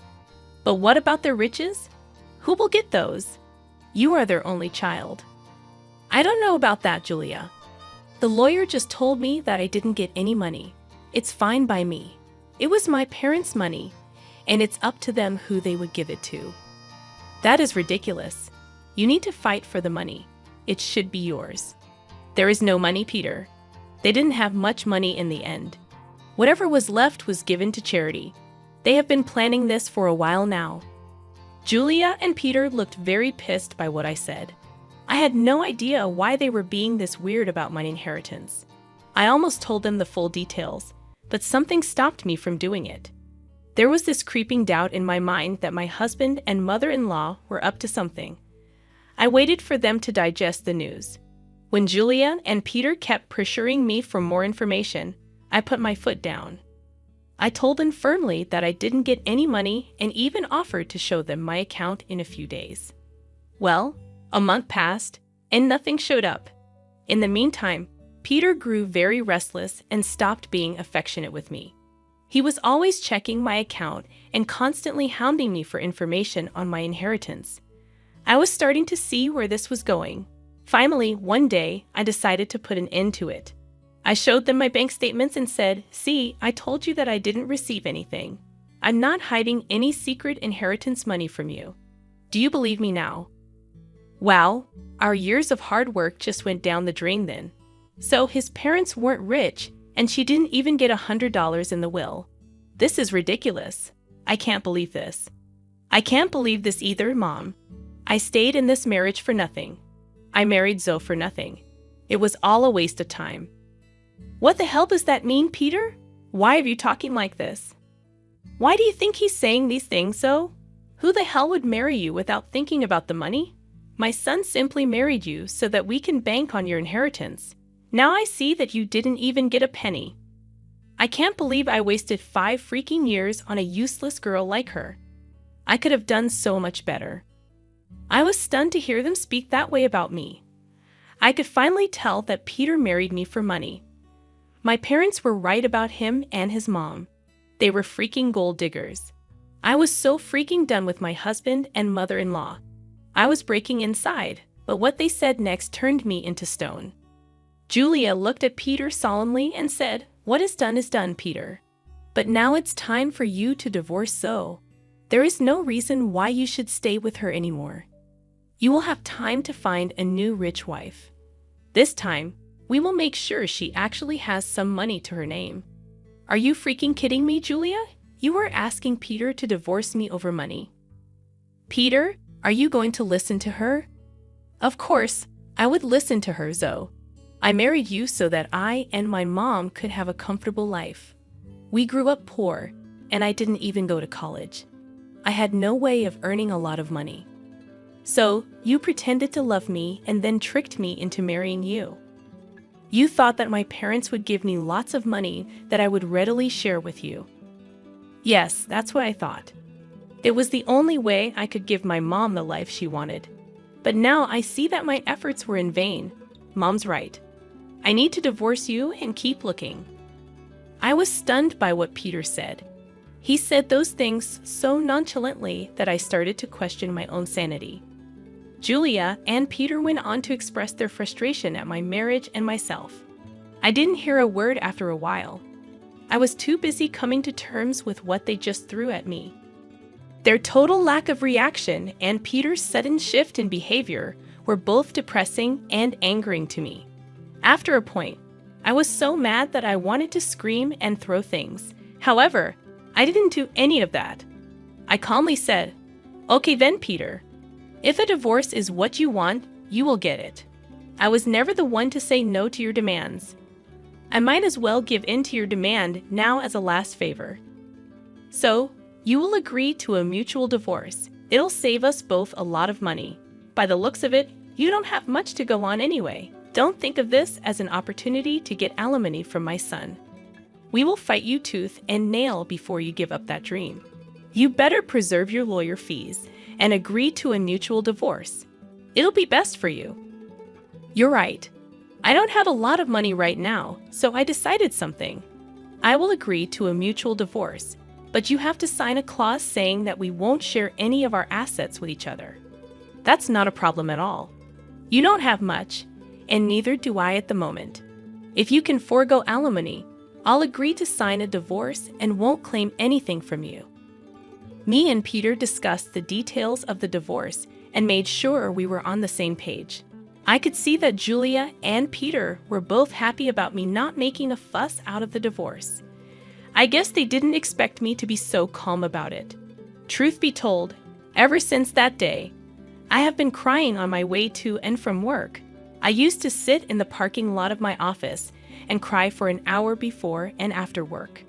Peter never noticed my puffy eyes or even asked why I was leaving early for work and coming home late.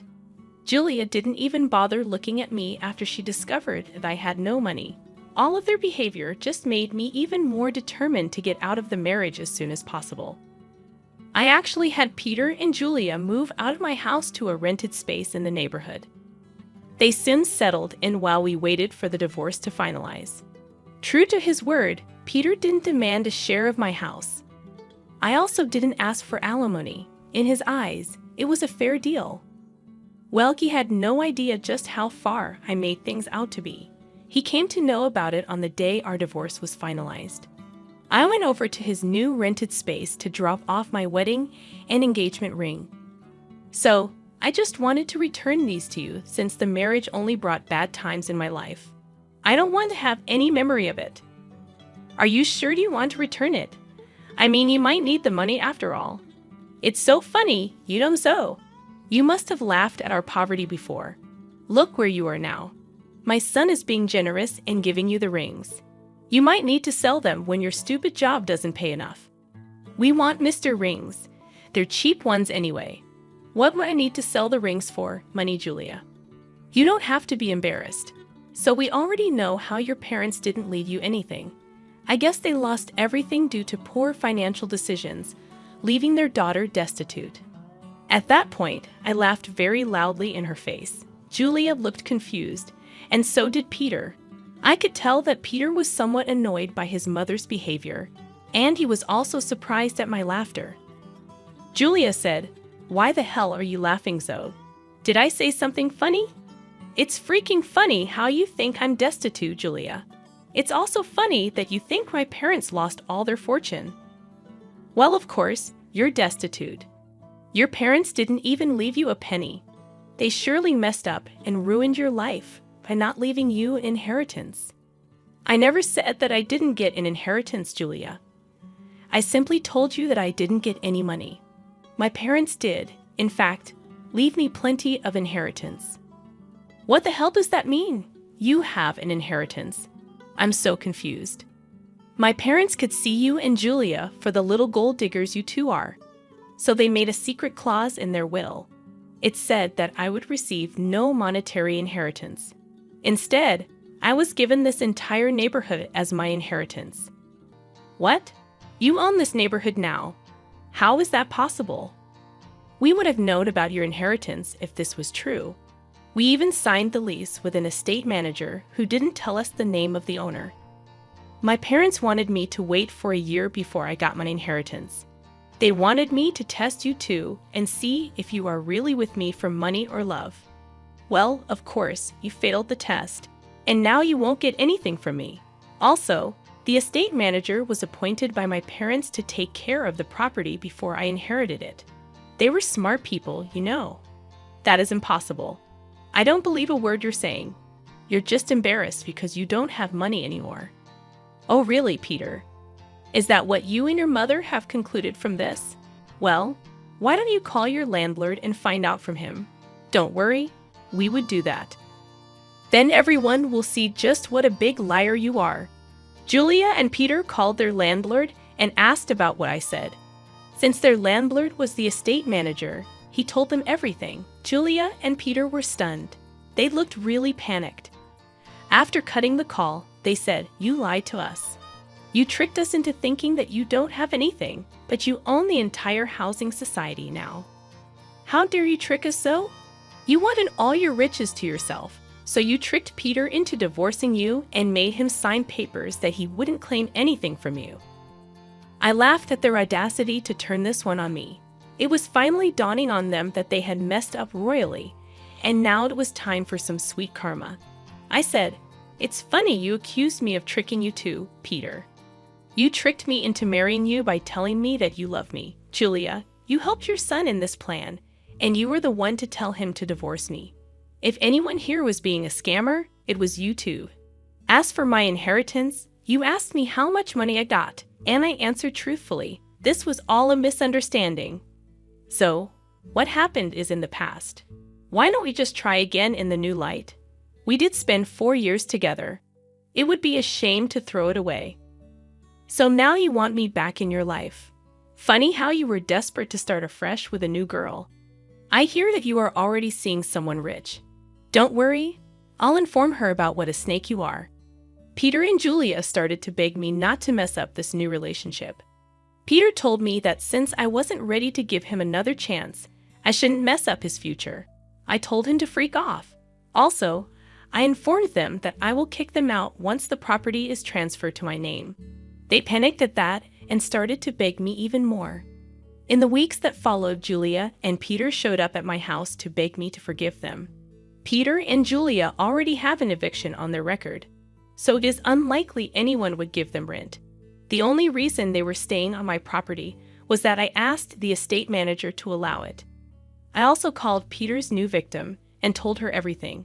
She was horrified by what Peter and Julia did and broke up with him instantly. She even showed me the texts. After this fiasco, Peter and Julia beat down my daughter, called me names. I promptly called the police and had them off my property. After I got my inheritance in my name, I kicked them out very swiftly. They didn't expect me to go through with the threat. They did show up on my property again, and the police were called. The cops gave them a stern warning, and I filed for a restraining order. Turns out the entire town knew about what happened. They were essentially disowned by friends and had to leave the city to start afresh.